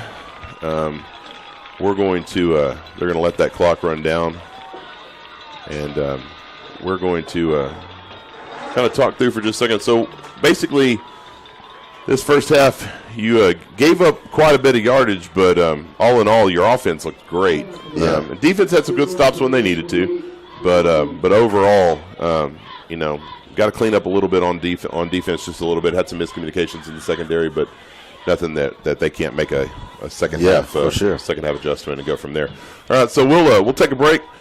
They're about to get the bands going, and we'll be back here in just a second, talk through the first half a little bit before the second half gets started. You're listening to Golden Tour Radio on Texas Sports Broadcasting Network, brought to you by Premier Ford of Lamesa. Stevens and Telchick in Lamesa, CPAs Ray Stevens and Kevin Telchick offer full-service accounting, auditing, tax, payroll, and estate planning services where they have for over 60 years. Stevens and Telchick is located at 212 South Houston Avenue in Lamesa. Give them a call at 806-872-3030. That's Stevens and Telchick, 806-872-3030. Ray and Karen Stevens with S&C Oil Company are happy to support our area kids in their athletic and academic endeavors. S&C has been providing the fuel needs for the Lamesa area since 1973, with 2 automated stations at 14th and Lubbock Highway and by the golf course at 2111 South 1st Street. Check out S&C Oil Company's competitive prices for farm diesel by the transport load. Call Ray or Karen Stevens at 806-872-7553. Good luck today from S&C Oil Company. Dr. Isabel Molina Family Medicine wishes our area students the best this year. Next to Jones McCall Pharmacy on North 16th in Lamesa, Monday through Friday, 8:30 to 5. Call 806-870-1890. Dr. Molina offers personal care without the hassles of insurance with their affordable membership packages and old-fashioned options like house calls, vaccinations, sports physicals, and IVF treatments with their in-house lab. Visit IsabelMolinaFamilyMedicine.com. Here are your 3 churro shakes. Enjoy your Sonic. Churro. Let me try. Churro. You got like 800 horsepower of cinnamon, sugar, and caramel. You got to feel like I'm saying it with 800 R's in it. Churro. Enjoy the perfect summer treat with the all-new Sonic Churro Shake, sprinkled with sweet cinnamon sugar and swirled with creamy caramel into real vanilla ice cream. All topped off with a crispy, warm churro ready to be dipped and devoured. Try one half price when you order in the app for a limited time only at Sonic. Exclusions apply. See app for details. Limited time only at participating Sonic brands. Stop by your Sonic today in Lamesa. Be sure to download the Sonic app. Good luck today and this school year to all of our Golden Tours and Lady Golden Tours from Sonic.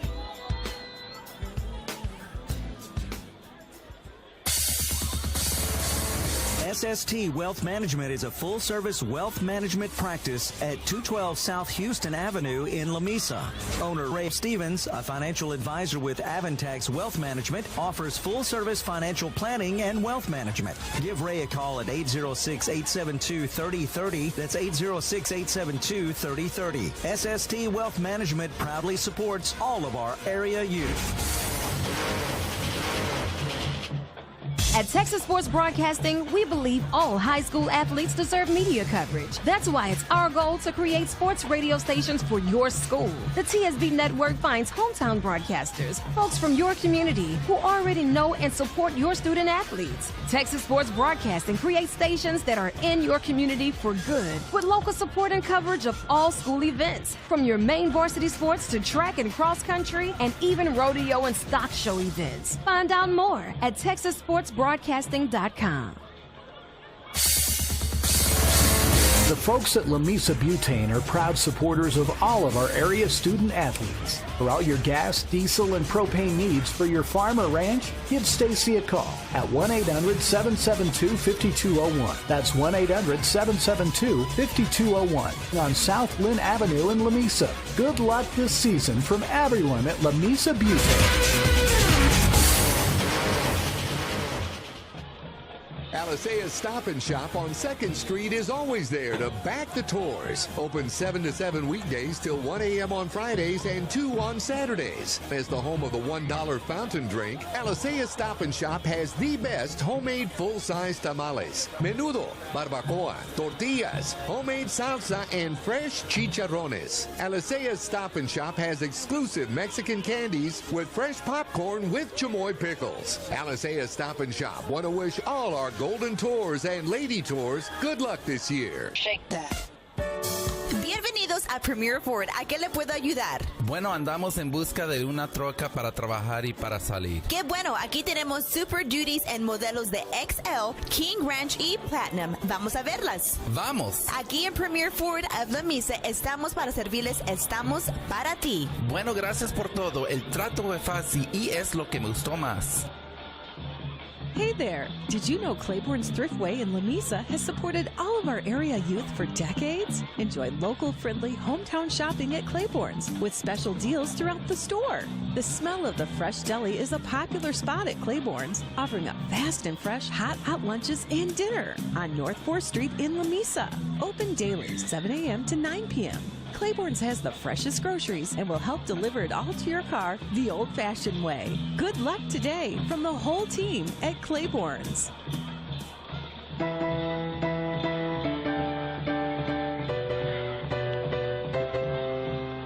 Hey parents, grandparents, Golden Tour fans, did you know that you can show your support right here on Golden Tour Radio for your special tour or lady tour for less than a cup of coffee a day? Whether they're on the field, court, track, you can even show your support for those that are shining the band, on the stage, arena, and in the classroom. Prices are half off for non-business sponsors, which allows you to show your support for all Golden Tour students all year long for just $150. We work with payments too. Just call or text Goonie at 325-575-0427. That's 325-575-0427. Or visit TexasSportsBroadcasting.com. Go Tours. We are Lamesa.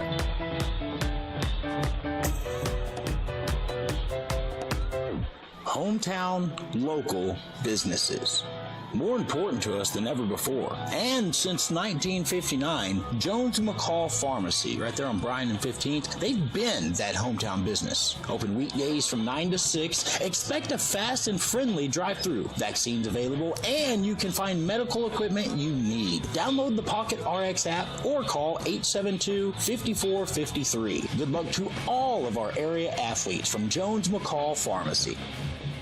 Lamesa Physical Therapy and Sports Rehab is ready to get you back in the game. Our facility features aquatic therapy with HydroWorks underwater treadmill, sports therapy for middle school, high school, and college athletes, or even your weekend warriors. We accept most insurance, or you can self-pay with a discount. Check out our monthly membership option. Whether it's back to work or back to play, Lamesa Physical Therapy and Sports Rehab wants you at your best. Call or come by today.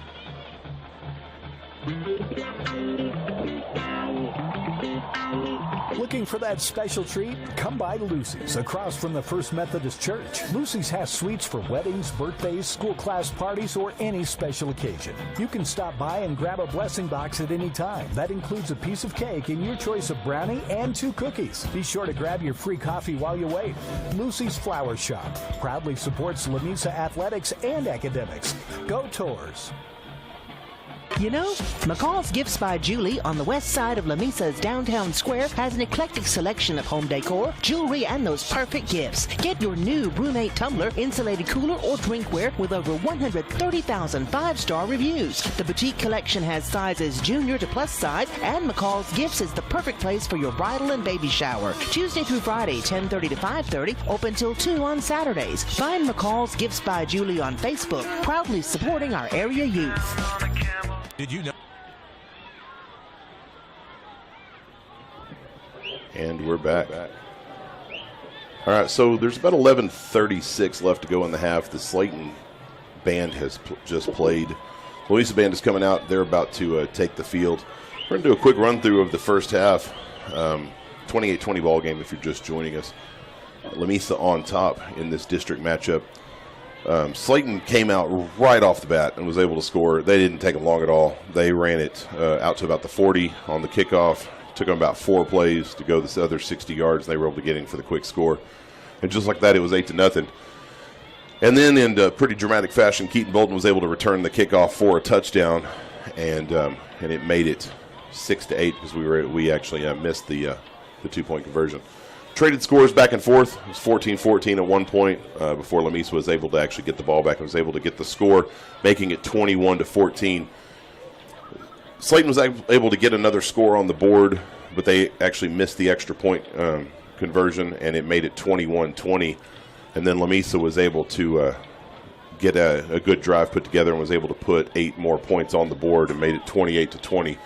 And after a couple penalties and things of that nature, we got the stop and sent it to the half.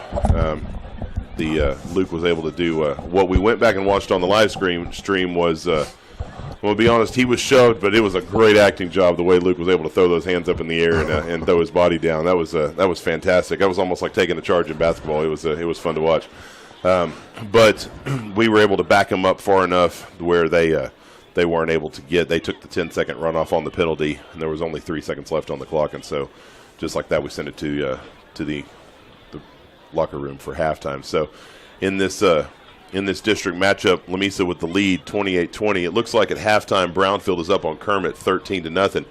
The current district standings is Denver City, who actually has the night off tonight, is 2-0. Kermit is in second, and they're 1-0. They're definitely trying to beat Brownfield here and go to 2-0 in district play and actually be in a tie with Denver City. Brownfield is 1-1, and then Slaton right now and Lamesa are both tied at 0-1 in district play. So this win is actually huge. If Lamesa is able to beat Slaton, and that would, if they actually aren't able to pick up the win in Denver City, would actually put them with the tiebreaker against Slaton if Slaton doesn't win another game. If we are able to pick up the win, that actually puts us in a pretty good spot. With if Brownfield is able to hold on, they would be 2-1. We would be 2-1 at the end of the season, and then Slaton and Kermit would kind of be battling it out for the 4th place spot, and Brownfield would hold the tiebreaker against us, and we would end up in 3rd. So Haven't really had a chance to look at the other district that we're paired with in the playoffs. I don't really know if there's actually that's a conversation we will have next week, depending on how we do here. It's actually I don't know what district it is, but it's if we get third or fourth, we'll see Bushton or Shallow Water first round. Okay. So. And how do they look this year? Bushton, they're looking like they're going to make a deep run, and Shallow Water is always good. The Shallow Water. I think Shallow Water was actually up 14-7 in the first quarter, just a little bit earlier. All right. So that's your first half stats. First half, most of our offense was kind of put on the back of Luke, Keaton, and Pedro, which is kind of what it's been all year long. And the run game has actually proved very substantial for us this half, and we'll see what we can do. All right, so Shallow Water was up on Bushland 27-7 with 30 seconds left to go in the half. So that's definitely quite the Shallow Water. That answers the question on how Shallow Water is doing this year. So there's about 7 minutes left to go in the in halftime. We're going to take another break and thank some more of our sponsors, and we'll get you back here for second half action here in just a second. You're listening to Golden Tour Radio on Texas Sports Broadcasting Network, brought to you by S&C Oil Company.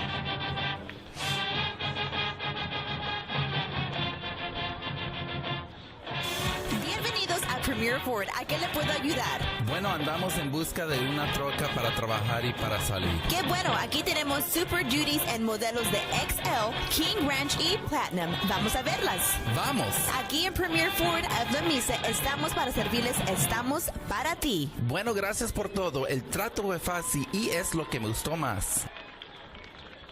Good luck today from Sissy's Dive. Stop by from 11 to 8, Monday through Saturday, and fix those cravings for Sissy's famous milkshakes, banana splits, pies, cakes, brownies, and the best ice cream in town. I myself enjoy my dessert first, then dive into Sissy's famous Terra Burger or Philly cheesesteak. Sissy's Dive has supported all of our area youth since 2013. Across from Pedrosa's Restaurant on North 87 in Lamesa. Call ahead 806-870-7867. Good luck from Sissy's Dive. Ray and Karen Stevens with S&C Oil Company are happy to support our area kids in their athletic and academic endeavors. S&C has been providing the fuel needs for the Lamesa area since 1973, with 2 automated stations at 14th and Lubbock Highway and by the golf course at 2111 South 1st Street. Check out S&C Oil Company's competitive prices for farm diesel by the transport load. Call Ray or Karen Stevens at 806-872-7553. Good luck today from S&C Oil Company. Ready to support you. That's Zematic Strong Point. Your Zematic by Lindsay dealer is a knowledgeable pivot irrigation professional who will help you customize the right equipment for your operation. Our dealer network offers replacement parts for any brand of pivot, installation, and training. Superior service when you need it, and factory certified support for new products, electrical systems, design, and controls. See Terry Coleman at Mesa Irrigation Company, 1609 North Highway 87 in Lamesa, Texas. It's Mother's Day, daughter's graduation, wedding, homecoming. It could be any special event you need flowers, decorations, or gifts for, or just help to save you from the doghouse. Well, Stock and Pedal on South 1st Street in downtown Lamesa has a professional and local team of experts excited to help design your perfect day. 9:30 to 5:30 Monday through Friday till 1:30 on Saturdays, or you can customize your very own subscription at stockandpedal.com. Visit us on Facebook and Instagram. Stock and Pedal wishes all of our area athletes the best of luck. And we're back, and the echo is back. Okay, let's fix that. Golly, so many buttons done that. Okay, there's about 4 minutes and 43 seconds left to go in the halftime. Lamesa Band has just come off the field. We're going to run through some local games here, or games in the area that we might be interested. So, starting off, Midland Legacy is actually up on San Angelo Central, 35-16. There in the at halftime. So. Big game there, usually between the two of them. Monahan's is just beating the tar out of Fabens, 41-0. Colorado City is all up on winners, 14-8. Forsan and Cristoval are tied at 0. And in some 1A action, you've got O'Donnell beating Meadow, 32-30. Borden County beating Sands 41-0. Klondike and Welch are playing tonight, but that score is not in yet. You know what? Welch forfeited their season, didn't they? Oh, did they really? I think they. Oh, that's the first I've heard of that. Yeah. Oh, wow.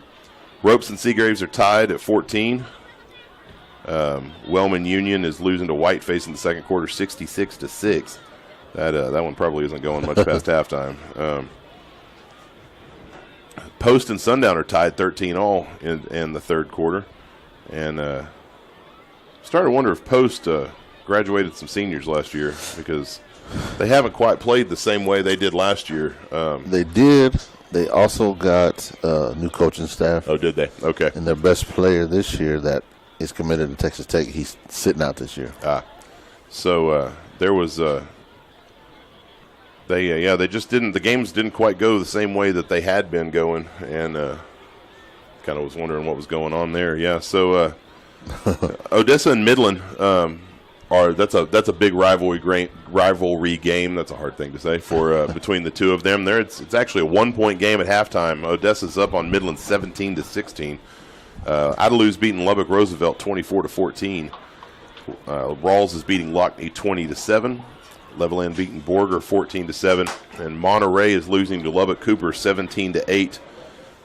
And Wolfforth Friendship, I don't know why I called it Wolfforth Friendship. I was reading off the scoreboard. Friendship is actually up on Odessa Permian 35-14 at halftime. So some of your area scores, if you're a football fan, you just love Texas football like we do. It's interesting to see how some of these area scores or teams are faring. There's about 2 minutes left to go in the halftime period there. We are getting ready to go here into the second half. Lamesa's kind of running through some warm-ups. Slaton has already taken the field. Oh, yeah. Something Coach Ritchie started at the last home game that he is doing again this week that I think is fantastic, and I hope he keeps going into next season, is he actually takes the band and lines them up both before the game and during halftime as almost a tunnel for the Tornadoes to run through, and they play the fight song as the Tours run through onto the field. And it's a really cool thing that he's doing. I'll tell you what, Ritchie came in, from one of the, I think he was at North last year, and he came in just all about the school spirit, and he is really trying to bring back that school spirit that Lamesa has had throughout the years and really try to bring some pride into the school. I've had several conversations with him, and he is, somebody I worked with since he's been back up in the scoreboard booth. He ran the scoreboard and I did the PA announcing, and he's a good guy. He's a great hire for Lamesa, and he's really doing some great things. If he stands still long enough, I'd love to get him up here for an interview during halftime, but it's hard to keep him still long enough to be able to get him to talk.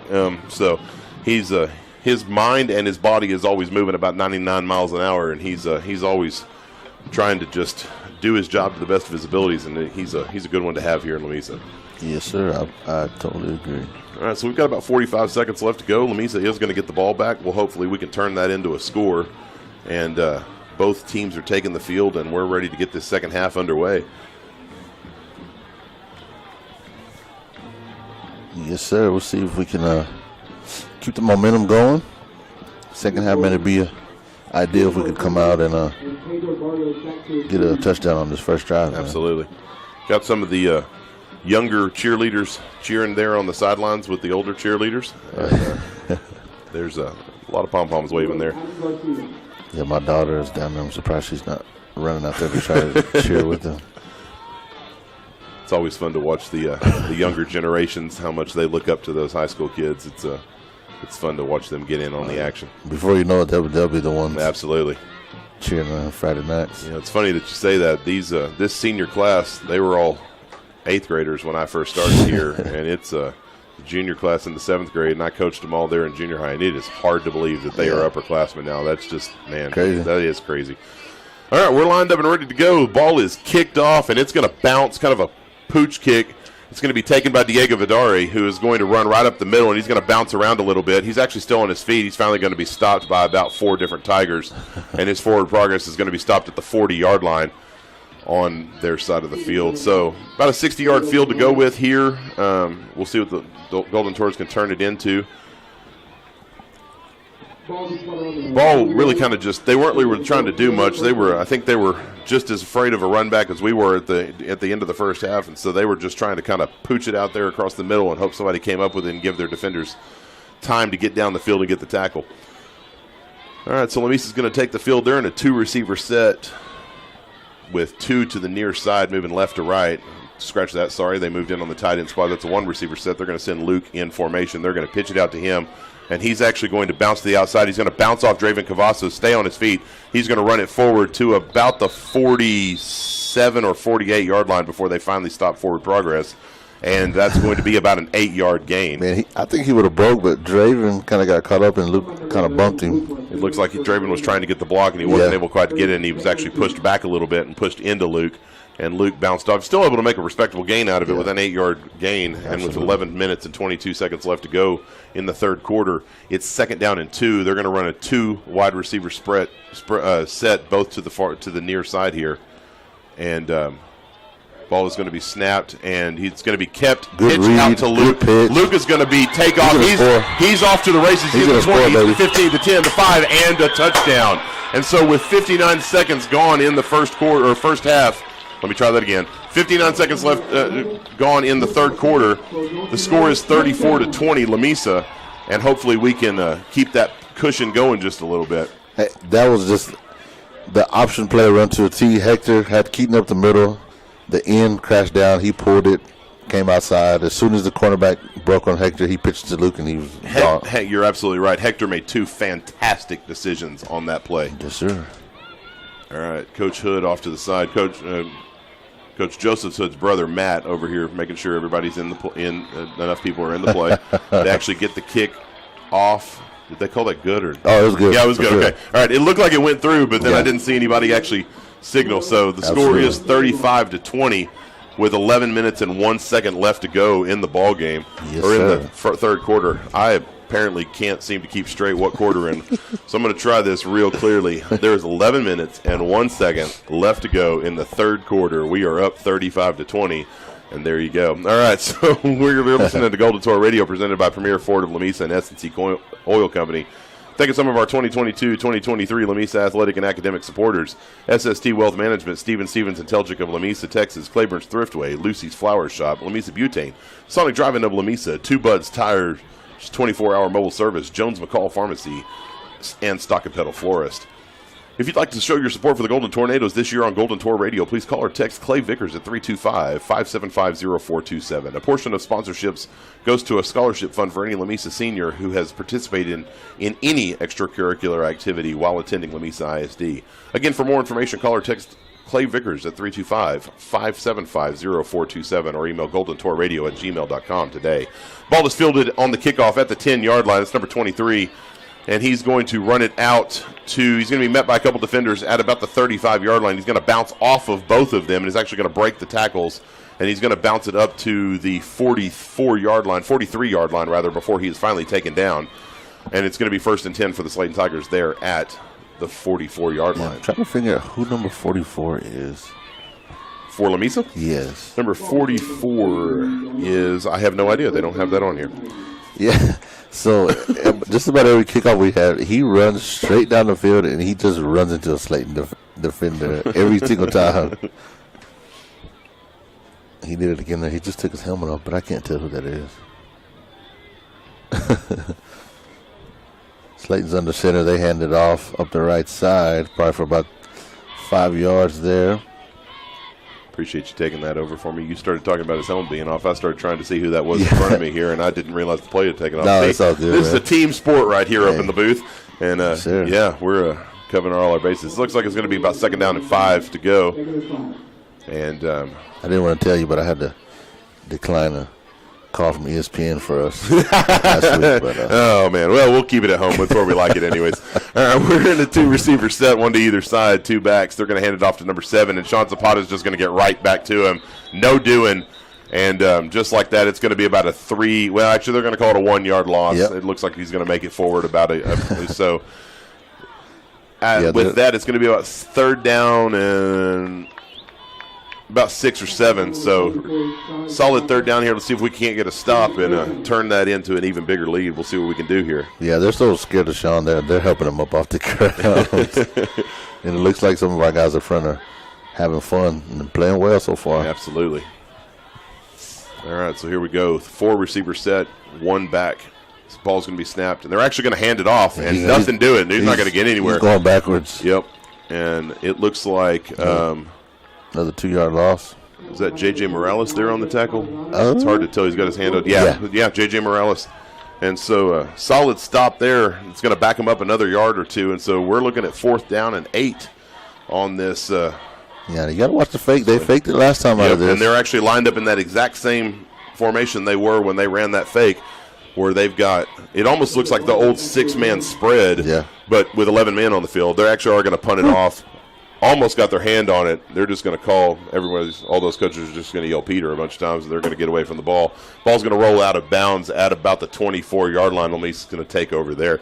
So 9 minutes left to go in the third quarter. Lamesa has a 35-20 lead on Slaton, and they're going to be here with the ball at 1st and 10. It looks like Brownfield actually scored again with 7 minutes and 48 seconds left to go in the third quarter. They're up 19-0. So it looks like Brownfield, unless something crazy happens and Kermit is able to do some things, it looks like they might actually be able to pull out the win there and go to 2-1 in district. Excuse me there. I had a buddy of mine who's been in TV and radio for most of his adult life, listened to the broadcast, and he said, boy, you really need a cough button. And I said, I cannot agree more. So ball is snapped. They're actually going to whistle it dead. It looks like they're going to call false start. So, yep. Yeah, you get to it's funny, you don't really realize what it's like to talk for 2 or 3 hours straight. And, every now and then your throat gets a little dry, and you need to cough just a little bit second there. And you got to find me a button. Maybe I just need to turn the knob down. I'll probably need one too. My allergies kicking up, man. One of my bosses at work gets very irritated because I'm always got the sniffles. So thankful for all the rain, but things are in bloom. All right, 2-back set, 2 receivers. They're going to hand the ball off to Keaton. He's going to dance back and forth just a little bit. He's going to get about a 3-yard gain or so. So we're looking at about 2nd down and 11. And 8 minutes and 47 seconds and counting. Ball is at about the 23-yard line. Yeah, I being pinned this far back, I don't see us doing anything else other than running the ball. Hopefully you can break it forward a little bit. Yeah, and if not, we'll try to flip the field again. But. Yep. All right, so we've got 2-back set, 2 receiver set again. We'll see what Hood calls here. And it looks like they're going to call false start again. Maybe. Yeah, they are calling false start against Lamesa. So it looks like we've got some miscommunications going on there. I don't know if it's hard to hear. I'm kind of cheating here, but I kind of took my left headphone off and listened to the Slaton coach. They're doing something up front. I haven't figured it out yet, but because he said keep doing that, keep running that call. So they're obviously doing something to try and draw on off sides a little bit. Yeah, I wouldn't be surprised if they're yelling. Yeah. But see, because that nose guard is right up on the ball. He is right over Evan. All right, so they're going to hand the ball off to Keaton. Keaton's going to go right up the seam. He's going to score. He's going to be gone. He's going to be at the 50, the 45, the 40, 35, 30, 25, 20, 15, 10, 5, and he's going to waltz in for the Lamesa Golden Tornado touchdown. And there are no flags, and that is a clean play. And just like that, Keaton was off to the races. He actually made 2 people miss and run into each other, and that was solid 75-yard run there on his part. He broke 2 tackles up the middle, and once he got that space, they weren't going to catch him. He absolutely did. And you give Evan Cepeda credit there for that nose guard being right in his face, able to not only snap the ball, but able to get off a clean block that was allowed Keaton to go right up the middle. Another field goal, baby. All right, so that field goal, that extra point is good. And with 7 minutes and 55 seconds left to go in the third quarter, the score is Lamesa 42, Slaton 20. We're going to take a quick break. Thanks to some of our sponsors. We'll be right back here listening to Golden Tour Radio on Texas Sports Broadcasting Network, brought to you by S&C Oil Company.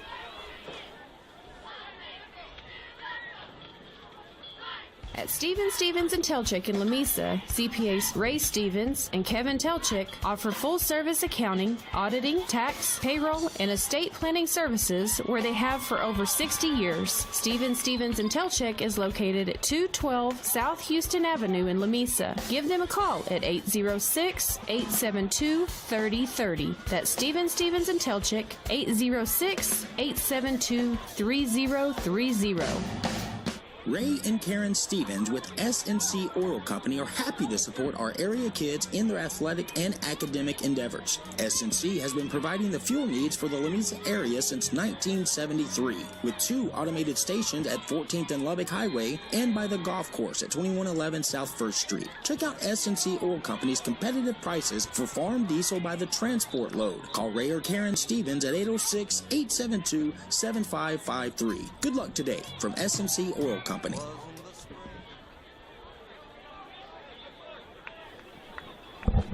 All right, we're back. All right, so the ball was just kicked off. It was actually kicked off to the side, and it actually rolled out of bounds at about the 6-yard line.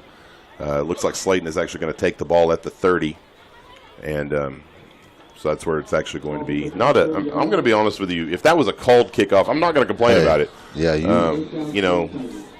30-yard line, 20-yard line, either way, you've kind of stopped them, and you can actually run your defense how you want to instead of trying to catch them in space. And they got some quick receivers. All right, so 4 receiver set, sorry. 1 back set. They're going to fake it. Quarterback. Oh, Luke picked it off. Luke's going to be hit. Luke's picked it off. He's taken off to the races, and he's going to be brought out of bounds at the 10. Quarterback was hit as he was throwing it, and Luke was able to catch it right over his shoulder as if the pass was thrown to him. So the quarterback did a fake jet sweep, and the receiver, I don't know if he didn't know he was supposed to run a route, but he floated the ball up like he was supposed to, and Luke turned around and picked it off backwards and ran it back down. And he actually had a defender coming from the far side, and he just blindsided him in the back, just wrapped him up and tackled him as he was throwing the ball. And it makes you wonder if that didn't make it sail just a little bit. So with 7 minutes and 46 seconds left to go, we've got a very short field as we are first down and goal to go from the 8-yard line. And it looks like we've got Varsity Ingram is in at the fullback position. Looking like he might be able to get some. Oh, and he got the ball, and he was juking and jiving and heading off towards the. He was taking that juke, and he was ready to go for the end zone. But it turns out they actually called a penalty. They called false start. False start. So Slaton's running their linebackers up in the A gap and kind of faking like they're going to run in. So I don't know if that's what's jumping us outside. Somebody to jump. Yep. Vontae was definitely ready for that. Yeah, he was. So he actually told me about that in class. He said, he said, Coach, get ready to call my name. We ran it in practice this week. I might just get the ball. And I said, Varsity, I would love nothing more than for you to score a touchdown.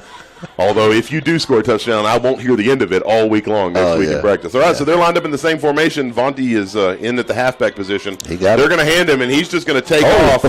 And he actually broke a couple tackles and was able to get down to the 10-yard line. No, he ran that first guy over. Yeah, he did. Coaches are having fun with this one. Yeah, you can tell, man. We're playing loose. We're having fun. We are. And this is what you want to see, man, coming from the Golden Tours. With a 22-point lead, you definitely it opens up the playbook. Tell you what. You don't want to get too greedy, but yep, absolutely. If you've never met Varsity, he's one of my favorite students. He is so funny. So they're going to bring Varsity out, and Varsity definitely got himself in the stat book. And so we're going to, with 7 minutes and 14 seconds of counting, the ball's going to be second down and goal from the 11-yard line. All right, still in that 3-back set. They're going to pitch the ball. Flea flicker. It's going to be a flea flicker who's going to throw it to the corner. And it's going to almost be intercepted, but the two defenders for Slaton ran into each other. Oh, man. Cove Rodriguez runs up and helps both of them up. Cove actually dropped back to the ball, but he wasn't able to get to it. And C.J. Ainsley was able to actually get a hand on it, but he wasn't able to bring it in as he was able to fall back as he was trying to bring it in and actually ran into his other defender. I'm trying to figure out where this playbook is coming from. I know. Because, it wouldn't have been bad for us to be running these plays all year long. 6 minutes and 57 seconds left to go. Ball is placed at the 11-yard line. Third down and goal to go. It's 5 seconds on the play. They're going to hurry up and run it to the line. 2 receiver set. It's going to be a motion to Luke. Luke is going to run forward, and he's actually going to leap in. It looks like he got. You got to give him the touchdown. Yep, they gave it to him. That's a touchdown. 6 minutes and 50 seconds left to go. It is now 48-20. What a run by Luke, man. Absolutely. He dove over 2 defenders trying to tackle him and got across the pylon for the touchdown. Luke cut it up, and about the 4-yard line, he left his feet and just leapt for the end zone and was able to get it in. And I'll just take a second, man. We are really, really going to miss Luke next year, man. He's been a heck of a player for us. Absolutely. As long as I can remember. What a run. Right Keaton there. Bolton, for that matter, too. He's played great this year. Yeah. And the kick is off, and it is good, and the Slaton defender runs right over Luke. And we're going to take a moment and see kind of what the call is. But, I mean, it was pretty clear. They ran Luke completely over. Probably being forced on the kickoff. But, yeah, and you know, we're going to miss all the seniors, man. Don't want to take anything away from anybody else, man. We always we love our kids, man, and every senior class is missed for sure. All right, so with 6 minutes and 50 seconds left to go in the third quarter, the score is now 49-20, and there was a personal foul there on the extra point, and so that's going to be enforced on the kickoff, and it looks like we're going to be kicking it from the 45-yard line on the other side of the field. So Alonso is not going to have any issues getting this out the back of the end zone at all. Oh, yeah, for sure. He may even kick a field goal off of this one. If I was kicking out, that's what I try to do. You know, I had a little strong leg in my day. I probably kick a little 60-yarder. no problem. I had nothing like that. I didn't either. I didn't even play football. Straight basketball. Yeah. All right, so we're going to line up for the kickoff. The kickoff team is at the 50. Ball is placed at the 45. And he's going to boot it, and it's actually going to be a short kick, and it's going to field at the 2-yard line. C.J. Ainsley's got it. Hold on to him. There you go. And it looks like Draven Cavazos is actually going to run him down at about the 15, 16-yard line. So great field position if you're Lamesa. And we'll take a short, quick break and thank one of our sponsors, and we'll be back here in just a second. You're listening to Golden Tour Radio on Texas Sports Broadcasting Network, brought to you by Premier Ford of Lamesa. Medicine wishes our area students the best this year. Next to Jones McCall Pharmacy on North 16th in Lamesa, Monday through Friday, 8:30 to 5. Call 806-870-1890. Dr. Molina offers personal care without the hassles of insurance with their affordable membership packages and old-fashioned options like house calls, vaccinations, sports physicals, and IVF treatments with their in-house lab. Visit IsabelMolinaFamilyMedicine.com.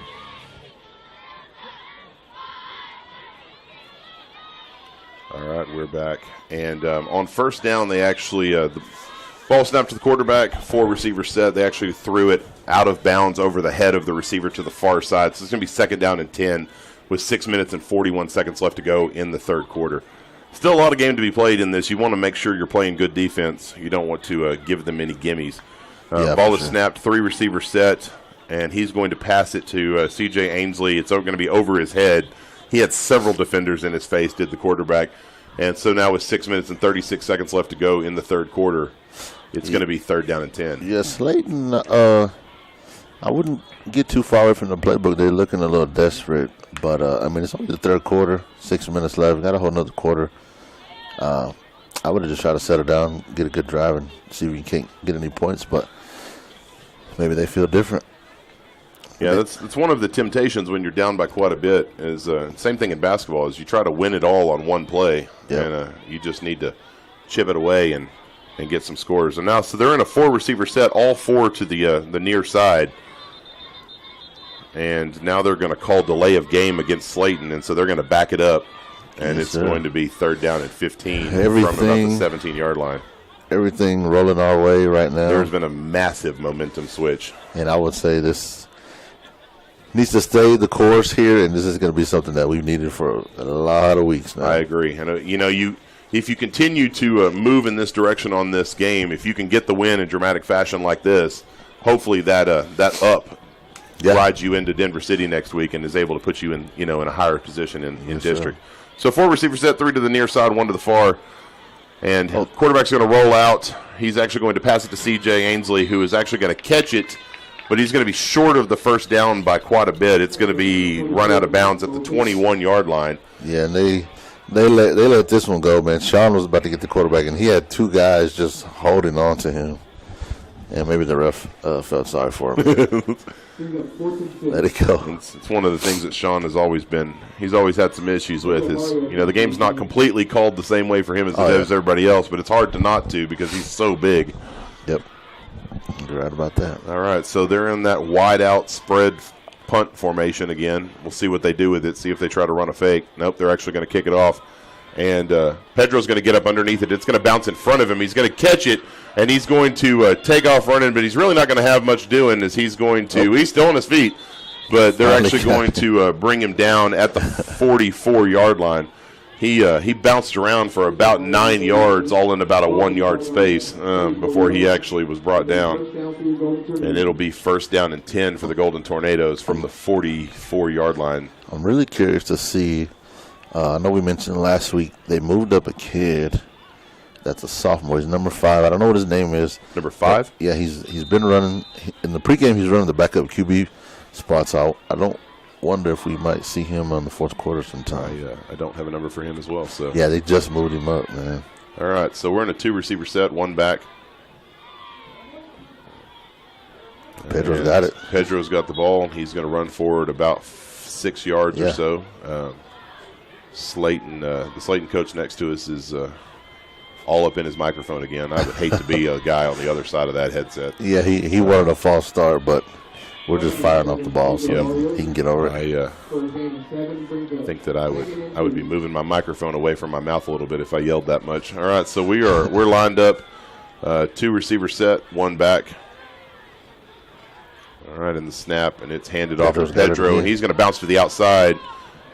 He's actually going to end up turning it into 3 or 4 yards, and he's actually right up against the first down. Yeah, he got it. It looked like they had him at about the line of scrimmage, but he sneaks forward a little bit before he's brought down, and actually is able to get the first down. So with 5 minutes and 4 seconds and counting left to go in the third quarter, it's going to be first down and 10 from the 46-yard line going in. Yeah, great run by my boy Petey right there. Absolutely. Golden Tornadoes moving left to right. 2-receiver set. Pedro in that back. Again, they're going to send Luke in formation. They're going to hand it to Keaton on that trap play, and he's going to just take off like he always has. He's going to get another 8, 9, or 10 yards there. I know you guys couldn't see that, but Sean led the way, and he drove that guy back about 10 yards and pancaked him. I guarantee you he's pretty mad about that. Kind of makes you think of the movie Blindside. Oh, yeah. Yeah. All right, so just like that, we're at second down and 1 at the 37-yard line. 2-receiver set, just like we've been in. They're going to hand it to Pedro. He's going to bounce around to the outside a little bit. He's going to bounce off of Keaton, and then he's going to stop. Keaton, I don't think really knew where Pedro was because he bounced off of him, and it looked like he was going to head inside, and then all of a sudden he bounced outside again. Yeah, and Keaton got real confused because he kind of just stopped blocking because he was afraid that he was going to run into Pedro, and he really didn't know where he was. And as Pedro was getting up, Keaton just kind of gave him this hands up like, I don't know, dude. So Coach Hood called Pedro over to the sideline, and I guarantee you he told him, hey, let's run the play, run where you're supposed to run, take care of the ball. Just run north and south. you can't blame Pedro, man. He likes to get the ball, and he hasn't gotten it very much. So I'm sure he's fighting for every yard he can get. So they're going to hand it to Pedro again. He's actually going to be stopped in the backfield.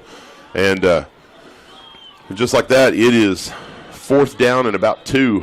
Yeah, so, Sean tapped his chest like that was my bad, so maybe he whiffed on the block. And we'll see. We'll kind of see what the call is here.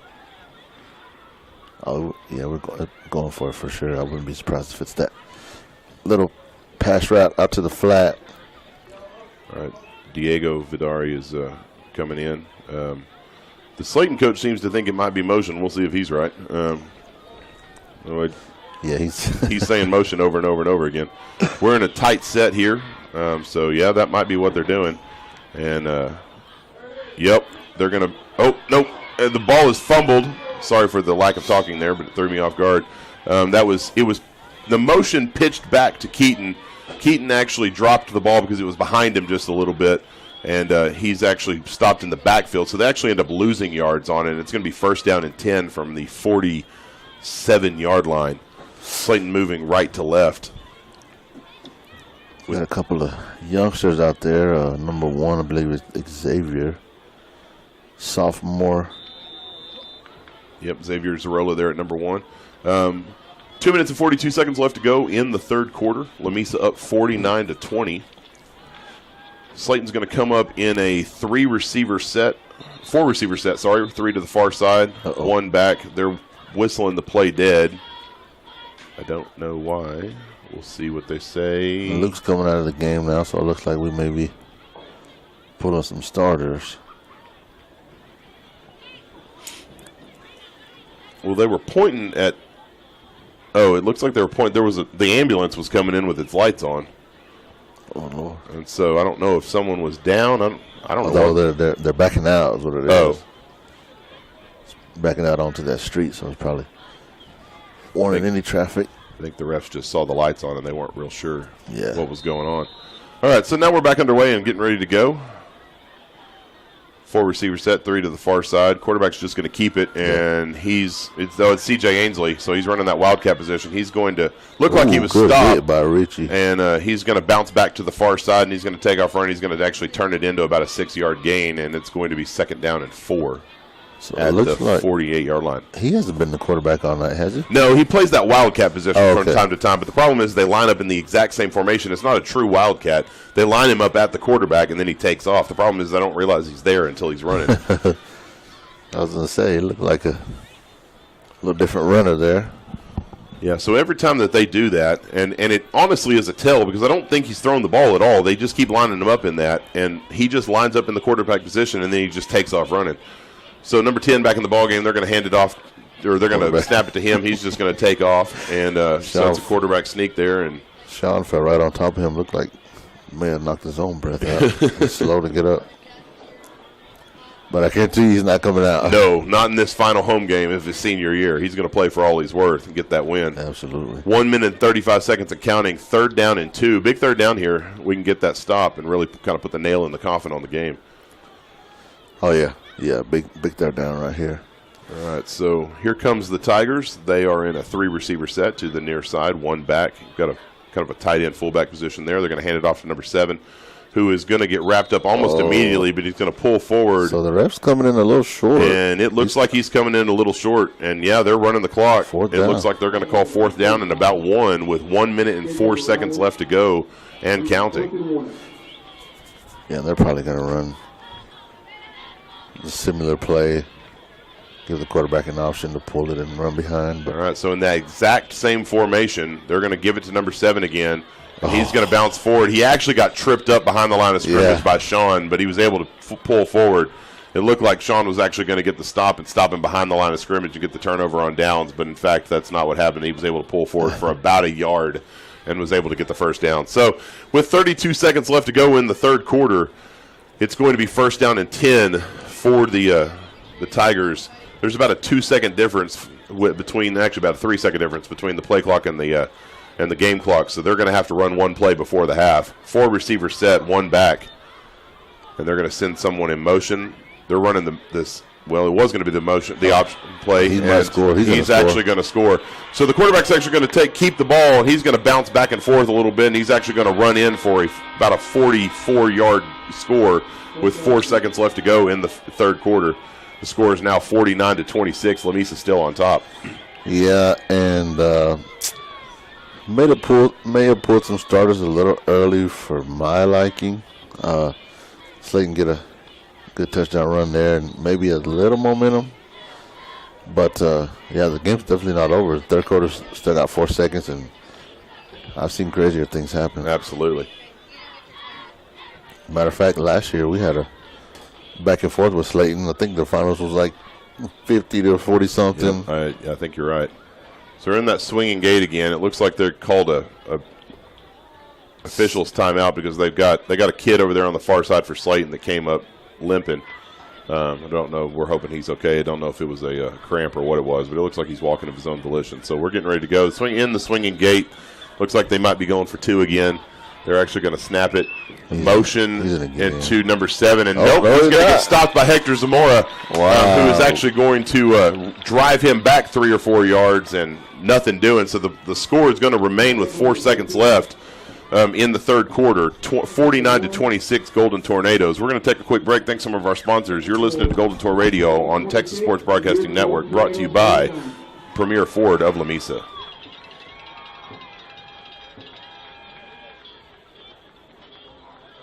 Molina Family Medicine wishes our area students the best this year. Next to Jones McCall Pharmacy on North 16th in Lamesa, Monday through Friday, 8:30 to 5. Call 806-870-1890. Dr. Molina offers personal care without the hassles of insurance with their affordable membership packages and old-fashioned options like house calls, vaccinations, sports physicals, and IVF treatments with their in-house lab. Visit IsabelMolinaFamilyMedicine.com. Here are your 3 churro shakes. Enjoy your Sonic. Churro. Let me try them. Churro. You got like 800 horsepower of cinnamon, sugar, and caramel. You got to feel like I'm saying it with 800 R's in it. Churro. Enjoy the perfect summer treat with the all-new Sonic Churro Shake, sprinkled with sweet cinnamon sugar and swirled with creamy caramel into real vanilla ice cream. All topped off with a crispy, warm churro ready to be dipped and devoured. Try one half price when you order in the app for a limited time only at Sonic. Exclusions apply. See app for details. Limited time only at participating Sonic brands.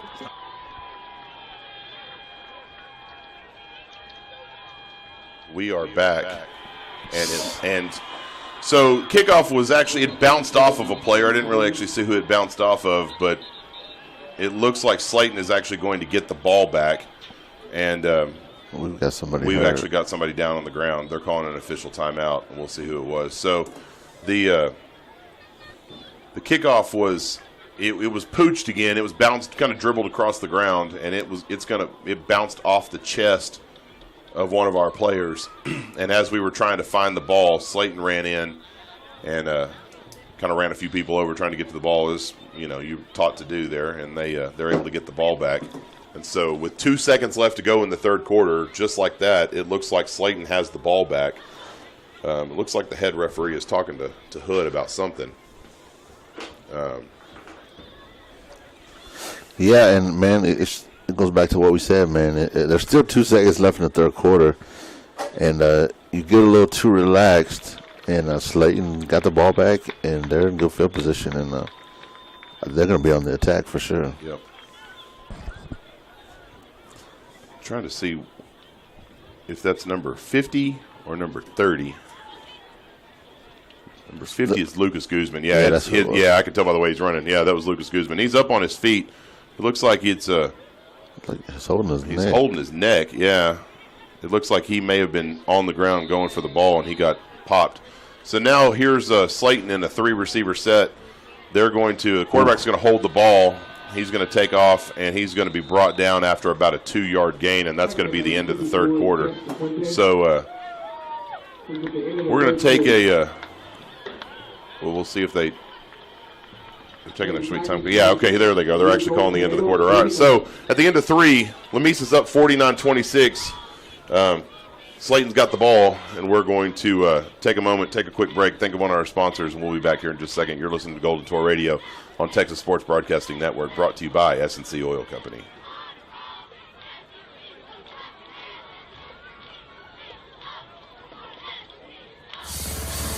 SST Wealth Management is a full-service wealth management practice at 212 South Houston Avenue in Lamesa.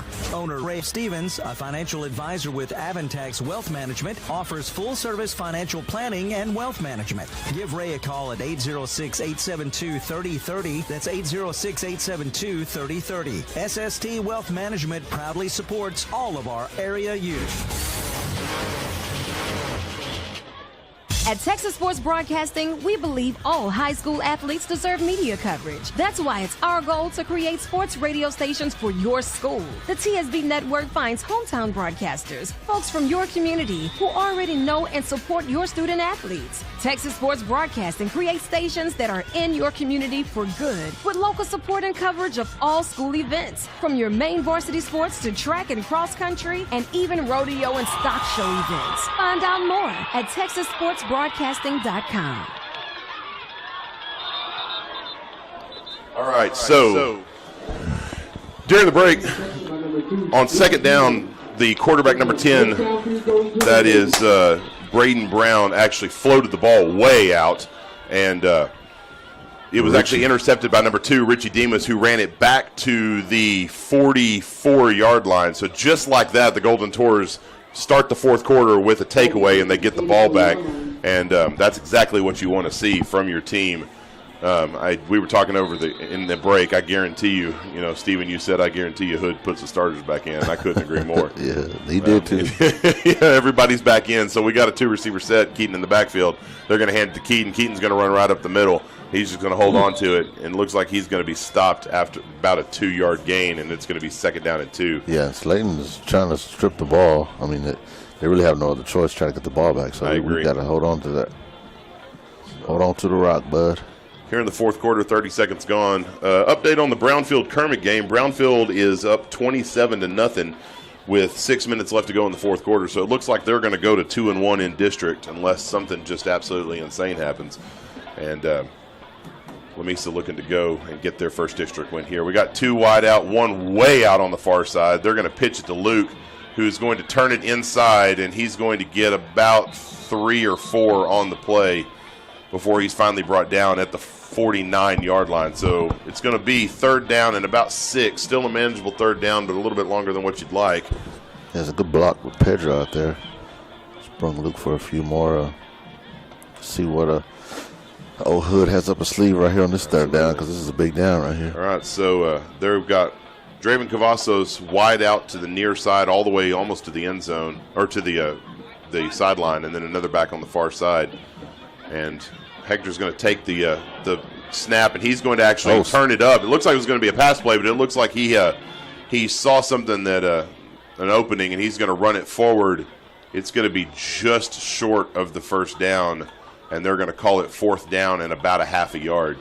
So we'll see what Coach Hood calls here. I would think you're probably going to go for it.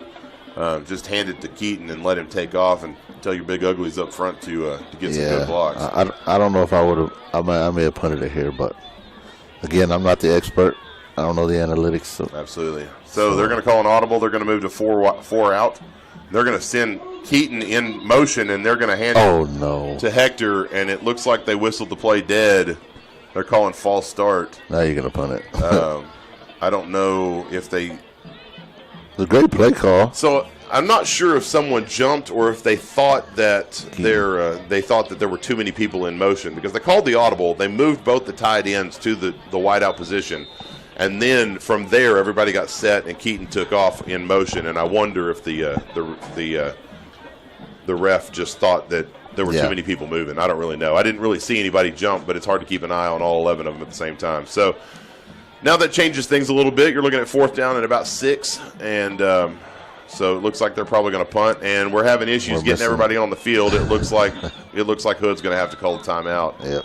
And we're once again having problems getting enough people out on the field. I don't really know what the miscommunication was. Yeah, well, we haven't punted very much, so maybe somebody fell asleep on the sideline. Yeah, that's true. Hood was definitely not happy. Had to waste of time out there. We have a smaller, not necessarily in size, but in numbers, a smaller team, and sometimes I guess it can be probably a little hard to keep track of all the different positions that you play. And it looked like number 87, that was Victor Murillo, the senior, was on the sideline. And I don't know if he just didn't know that he was in on the punt or what was going on, or maybe he just didn't know we were punting. That may have been it as well. You never really know what Hood's going to call. Yeah, for sure. All right, so with 9 minutes and 31 seconds left to go in the ball game, Lamesa's up 49-26. Going to be calling 4th down and 6 yards to go or so. We are lined up in the punt position. Slaton's going to be ready for the fake here. I would agree. I can't imagine you'd send too many people to block this, especially with the dynamic runners that you've got on your team. They're going to. They're actually calling the fake. Luke's going to cut it up to the outside. He's going to break the corner. He's going to get it, and he's actually going to get it. But they're going to call a hold on number 20, Elijah Maldonado, and he's going to finally be brought down at the 15-yard line. But they're going to call a hold, and it's going to come back. Yeah, it's going to come back. So it's going to put us at about. We're going to be about at the line of a little further back in the line of scrimmage. Given you're a referee here, so what is the call on that? Do you replay 4th down, or since he was past the 1st down marker, do you still get the first? What does that look like? No, so if the penalty brings the ball back into the sticks, then you repeat the down. Okay, so if the hold were to take place at like the 30 way down there, it still would be the first down because you're not inside the sticks. Right. Gotcha. Okay, always wondered that. Yes, and that's why we bring the knowledge in on the commentary. All right, so we're at 4th down and about 8 now. Looks like I would guarantee we're probably going to punt it on this one. I can't imagine he's going to fake it again. And he's going to take off, and it looks like he might actually get the first down again. He might actually score on He's going to score. He is. He's at the 20, the 15, the 10, the 5, and he's going to run in. That's a touchdown. Just in on the corner. Touchdown. And we're going to check the field for flags, and there are none. And just like that, we turned the fake punt again into a score. And Luke Martinez, again with the dynamic play, is going to put 6 more points on the board for the Golden Tornadoes. And you got to believe that's probably going to take the wind out of Slaton's sails because we go 3 fake punts in a row? Yep. Got the first down the first 2 times and ended up getting a touchdown on the last one. Oh, man. All right, so with 8 minutes and 58 seconds left to go in the ball game, it's 55-26. Lamesa's on top. We're going to line up for the extra point here. Mr. P.E., number 12, Alonzo Sandoval, is actually going to get that through the uprights. And so just like that, it is a 30-point ball game. Lamesa's got the 56-26 lead. We're going to take a quick break, take one of our sponsors. We'll be back in just a second. You're listening to Golden Tour Radio on Texas Sports Broadcasting Network, brought to you by Premier Ford of Lamesa.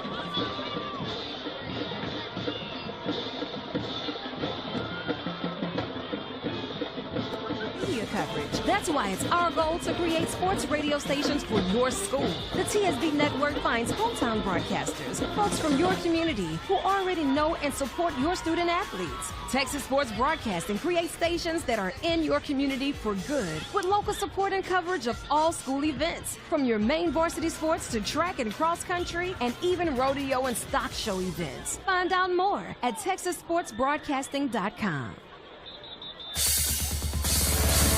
The folks at Lamesa Butane are proud supporters of all of our area student athletes. For all your gas, diesel, and propane needs for your farm or ranch, give Stacy a call at 1-800-772-5201. That's 1-800-772-5201 on South Lynn Avenue in Lamesa. Good luck this season from everyone at Lamesa Butane.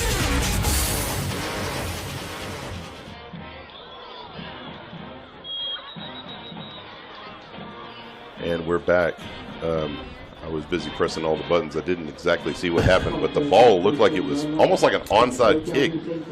I don't know if that's actually what it was. It was looking like a little pooch. The ball was fallen upon at the 46-yard line, so that's not great field position if you're the Lamesa Golden Tornadoes here. Yeah. I know you've got the 30-point lead, but we'll see if maybe Sean can fix that situation by breaking through a little bit, him or JJ. All right, so they're in a 3-receiver set, 2 to the near side. They're going to send number 3 in motion, and he's going to bounce back. Good Quarterback's tackle. going to keep it, and he's going to be tackled. I didn't see who that was. Yeah, it was Cove Rodriguez. Yeah, what a tackle, man. So there was a pitch man behind the quarterback, and Cole wrapped the quarterback up pretty quick, so he wasn't able to pitch it. And Cove played that perfectly. He played it to where he made him cut to the inside and was able to wrap him up at the same time. So he took away both the pitch and got the tackle at the same time. He played that very, very well. All right, so they're coming to the line of scrimmage. They've got a 3-receiver set. You've got 2 to the near side. They're going to send number 3 in motion again. They're going to run the exact same play. Yep. And Cove just, again, read it like a book and really nothing doing. They're only going to they're going to get back to the line of scrimmage. So nothing doing. It's going to be 3rd down and 7 to go for the Slaton Tigers. Varsity coming into the game. And they're going to bring Sean out. All right, we'll see what Vontae can do here. They're actually going to put him right over going to hit him in the nose position, and it looks like they're going to move. Slaton's they're going to burn a timeout. They're going to burn a timeout. All right, so they bring Vontae in. They're going to move him to the nose. They're going to bring number 54, I believe is who that is, over. It's going to be Zeph Cifuentes. So we're going to thank some of our sponsors here. Our 2022-2023 Lamesa Athletic and Academic supporters, Lamesa Physical Therapy and Rehab, Stock and Pedal Forest, Pedrosa's Restaurant, and Sissy's Dive. McCall's Gifts by Julie, Alicia's Stop and Shop, Dr. Molina Family Medicine, and Terry and Risa Coleman with Mesa Irrigation. If you'd like to show your support for the Golden Tornadoes this year on Golden Tour Radio, please call or text Clay Vickers at 325-575-0427. We offer half price for nonprofit and non-business sponsors, so family and friends can afford to give a shout-out to their favorite Golden Tour.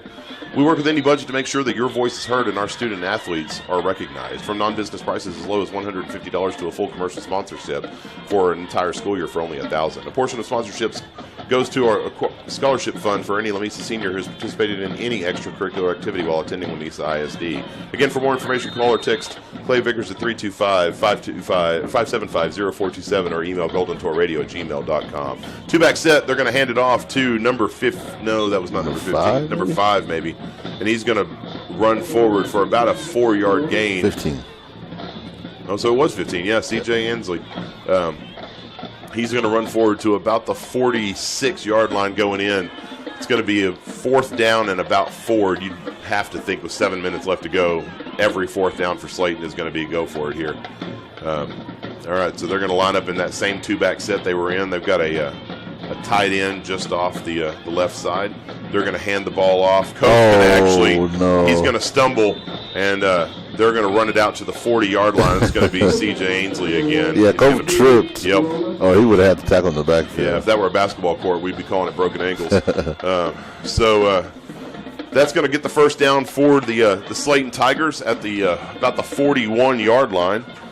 So it's going to be first down and 10 with 7 minutes and 5 seconds left to go in the game as Mr. Ainsley was run out of bounds. The clock is stopped. All right, so Slaton comes to the line in a 4-man set, 1 back. Ball is snapped. They're actually going to fake a pass and then pass it to number 23. And it's been a while since I've said his name, so I had to look it up again. Number 23 is going to be Jaden Gwynn. Good stop by Richie right there. Wrap him up and push him out of bounds there. Absolutely. I'll go back to those fake punts, man. I just can't help but to think that Coach Hood thought, you know what, senior year, Luke, just do what you want to do right there. All right, so 3 receiver set, 2 to the near side, 2 backs. They're going to hand it off to number 7, who's going to bounce out to the outside.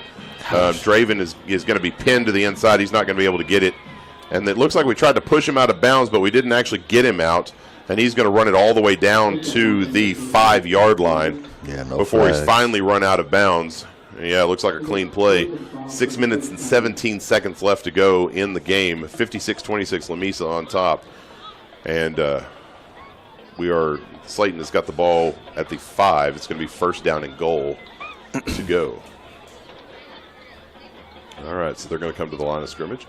3 receiver set rather. 2-back set. Same play opposite way. Yep. And they are going to run it forward to about the 3-yard line, so about 2 yards on the play. The running back on the near side here actually kind of picked up his leg before he took off. Couldn't really tell whether the ball was snapped when he did it, but it's you're not in trouble if you don't get caught, is what Aladdin said when I was a kid, so we're going to take it. With 5 minutes and 51 seconds left to go and counting, it's going to be second down and goal to go from the 3-yard line. 2-back set, they're going to hand it off to number 7. He's going to bounce around, and he actually is going to get in for the score. So with 5 minutes and 37 seconds left to go in the ball game, score. So we're going to get a flag, which to me it was an unnecessary flag. So the Slaton guy had one of our D tackle and drove him back in the end zone, pancaked him, laid on him, and our guy was trying to get up, and the kid wouldn't get off, and he kind of shoved him to get off. Gave him a little push. So we got the flag. Okay. So they're calling a touchdown. And they're calling a personal foul, which, okay, fun. And they're going to assess it on the kickoff, okay? So now it's 56-32. Lamesa's on top. They're in that swinging gate again. They're going to go for 2. I've never understood this formation. They're going to snap it, and they're going to pass it to the flats. And I'll tell you what, number 57, Jose Sanchez for Slaton was coming back over to block, and the pass kid was coming right towards him, and he started to put his hands up to catch it before he remembered that he was not an eligible receiver, and he was just blocking, and he ducked to get out of the way. But we were able to stop that and stop the 2-point conversion. So with 5 minutes and 37 seconds left to go, the score is 56-32. Lamesa is on top. And we're just going to keep it here because we're not wasting a whole lot of time here on the sidelines to get everybody out for the kickoff. Yeah, it looks like your boy Varsity had a little injury over here. He's talking to the trainer on the sideline. Give up a touchdown, but you still got to feel pretty good. Still got a pretty comfortable lead. Yeah, still got a 24-point lead there. Or no, that's not right. 20, I can't math right now. 24? Yeah. Yeah, that's right. 24. I said it right the first time. I should just trust myself. Man. Definitely going to look for an onside kick here. I would agree. Some sort of short kick, especially since the penalty from the extra point got added on here. So kicking it from the 45. Their own 45. Their own 45. And yeah, they're all bunched up. They're absolutely going to onside this. We got JJ over there, Elijah, Xavier. I would bring everybody up. Yeah, I'm not sure why we're backing up. Yeah, I don't either. It's an onside kick. Pull everybody forward. All right, so they're going to bring forward. They're doing the onside to the far side, actually, and it's going to go right under the legs of 44. I have a 40. Yeah, number 44. We don't have his number, and it's going to shoot out of bounds. So, little lucky break for Lamesa there because he tried to drop on it, and it just kind of snaked right through his legs and went shooting right out the other side, and ended up going out of bounds. So it'll be first down and 10 for Lamesa from the 30-yard line, and yeah, that ball had some juice on it. It was shooting across that field. You said it right. We got lucky because if it would have hit him, it probably would have bounced off of him. I agree. All right, so here come the Golden Tornadoes. 5 minutes and 37 seconds left to go in the ball game. We are in a 2-receiver set, 1 back. We got the sophomore quarterback in. And it's going to be a high snap, and we're actually going to turn this into quite a big lead. That's going to be number 47, who is actually that is Benito Barrios. Yeah, the ball went right over the quarterback's head. Benito reaches out with one hand as he's running forward to clearly take the handoff. He just catches the high snap and just takes off running for 10 yards in the first down. So, however you can get it, we'll take it. Yeah, so it looks like we have all the starters are out. We have a totally different offense in. We got probably the second group. The kid that we talked about earlier, the sophomore quarterback. I need to get his name, but he's running the show right now. Yeah, now between now and the Denver City game, I'll do a better job of getting rosters in for everybody. All right, so Benito's going to get the handoff. Nothing doing. He's going to lose about 3 or 4 yards there on first down, so it's going to be second down and about 12 or 13 rather. Clock continues to run. There's 4 minutes and 40 seconds left to go in the ball game. And it looks like we're just trying to run some time off the clock so we can get this win and head to the locker room. Yeah, it's not looking pretty right now, but I guarantee you this experience that these younger guys are getting will pay off. Absolutely agree. Final from the Brownfield game. Brownfield is going to win at 34-0 against Kermit, so they're going to move to 2-1 in district play and going to be firmly placed in second place as Denver City has the tiebreaker there in that. Sorry to interrupt. We're going to have to call a timeout. So it looks like they actually did get the snap. Well, no. Now they're whistling it dead. They're calling false start. They called it. Yeah, they called false start against Lamesa, so they're going to whistle it dead. It looked like they should have been delay of game. Yeah, definitely. We got away with that. Yeah, it's going to remain second down. All right, so we'll run the play in. 4 minutes and 5 seconds left to go in the ball game. We'll try it again, and they're calling for the clock to run, and it's not. And they are going to hand the ball. Quarterback's going to keep it. He's going to run forward to about the line of scrimmage, and he's not going to get very far. Yeah, he almost squeezed out of there, but Slaton had hold of his shirt tail there and wasn't letting him go. So it's going to bring up third down and about 17. Yeah, 17, 18 yards. 3 minutes and 41 seconds. Clock's going to continue to run. They're going to come to the line of scrimmage in the Golden Tornadoes. They've got a 2-receiver set. They got 1 back. We'll see what they're going to do here.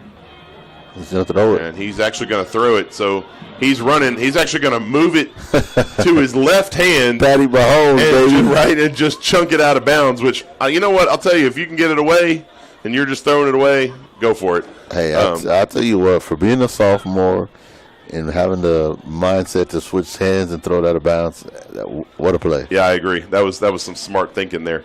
Diego Vidari nearly took one to the helmet there. They were throwing the ball in. So it looks like we're going to line up and punt it away. Luke Martinez is back in. There's probably not a second string on the punt formation, so it looks like all those starters are back in to punt it, and they're looking for the call. I can't imagine he'd fake it here, but you never know. So Luke is in fact going to punt it away, high punt, end over end, and he muffed it, and they're going to call a flag on Lamesa. I don't know if they're calling that a. They're going to call kick catch interference. That's the only thing they can call there. They're probably going to say that. Who's that? Looking like Elijah, maybe got in the way of. It's kind of hard to tell where he was. Yeah. So how much space are you supposed to give him? It's really a judgment call. Okay. If he interferes if official feels he interferes in any kind of way, he can throw the flag. Gotcha. So I guarantee you he threw the flag just because he thought. So he's going to talk to the white hat. So it wasn't like he necessarily had a distance that he had to be within. So no. Personal foul. I think they may be calling face mask. What? Well, personal foul and nothing else. Okay, so they called a personal foul. There was absolutely no indication after that of what exactly the personal foul was.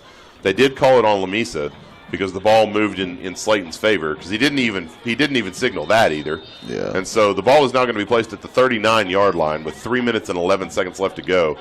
Slaton's in a 4-receiver set, 3 to the far side.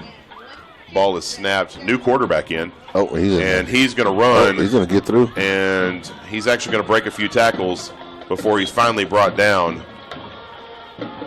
by Vontae and somebody else there. I wasn't able to see the number, but you got some seniors on the sideline asking to get in the game. Yep, absolutely.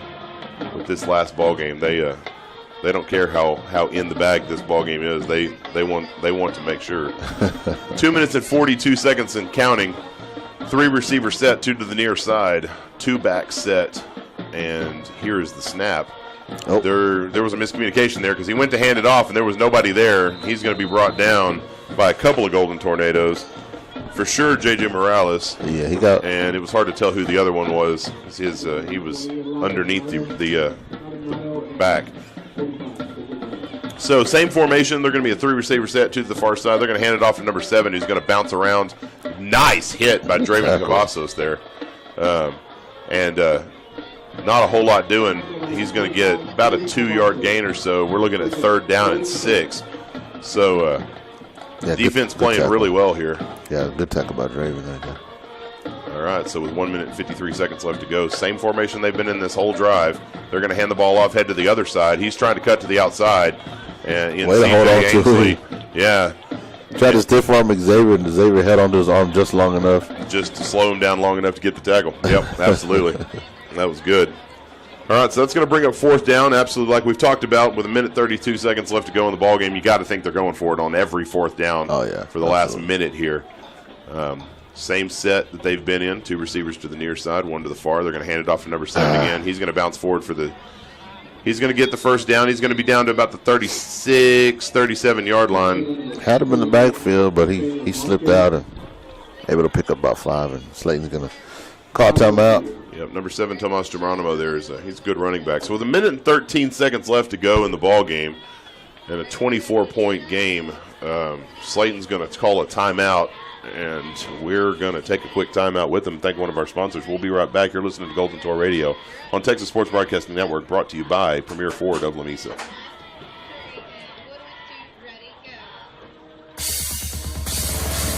The folks at Lamesa Butane are proud supporters of all of our area student athletes. For all your gas, diesel, and propane needs for your farm or ranch, give Stacy a call at 1-800-772-5201. That's 1-800-772-5201 on South Boone Avenue in Lamesa. Good luck this season from everyone at Lamesa Butane.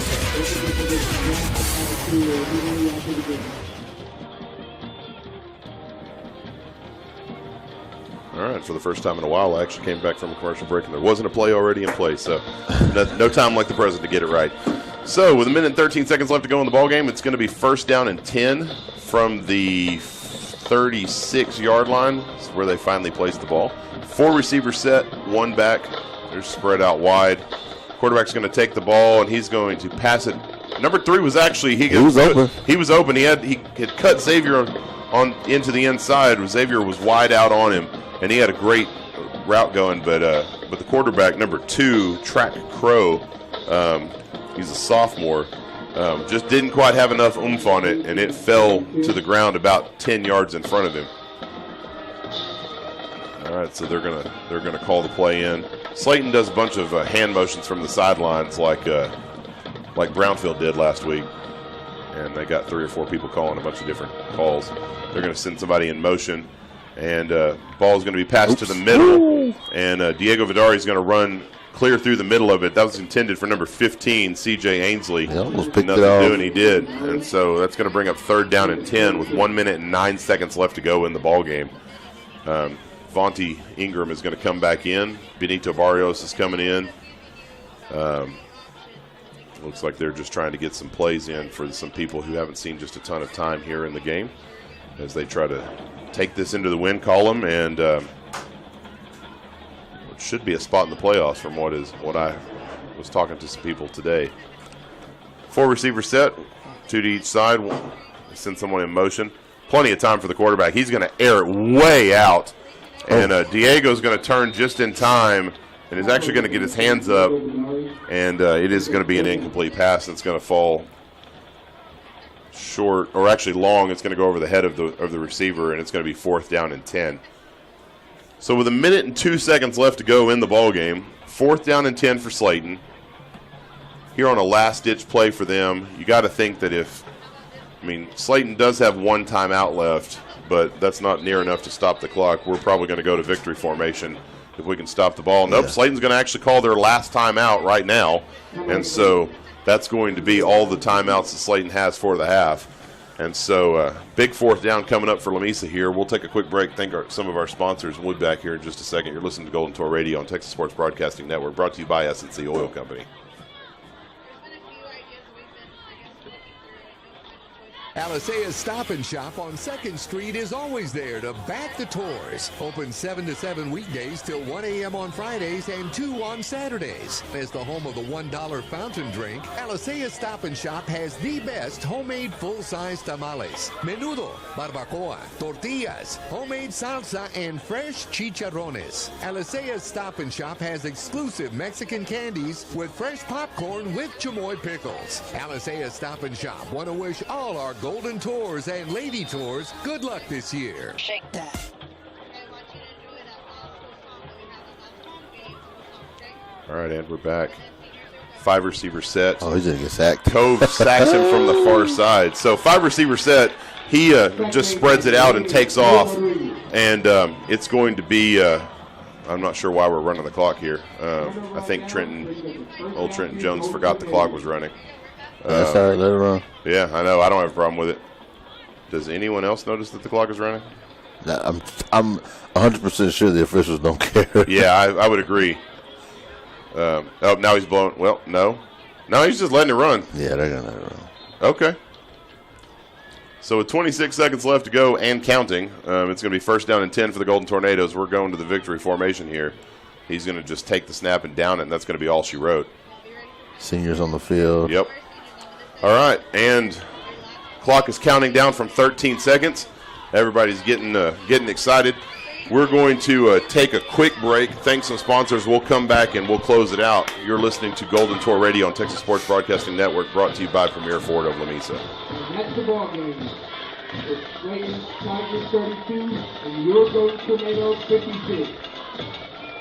Premier Ford, ¿a qué le puedo ayudar? Bueno, andamos en busca de una troca para trabajar y para salir. Qué bueno, aquí tenemos Super Duties en modelos de XL, King Ranch y Platinum. Vamos a verlas. Vamos. Aquí en Premier Ford of Lamesa estamos para servirles, estamos para ti.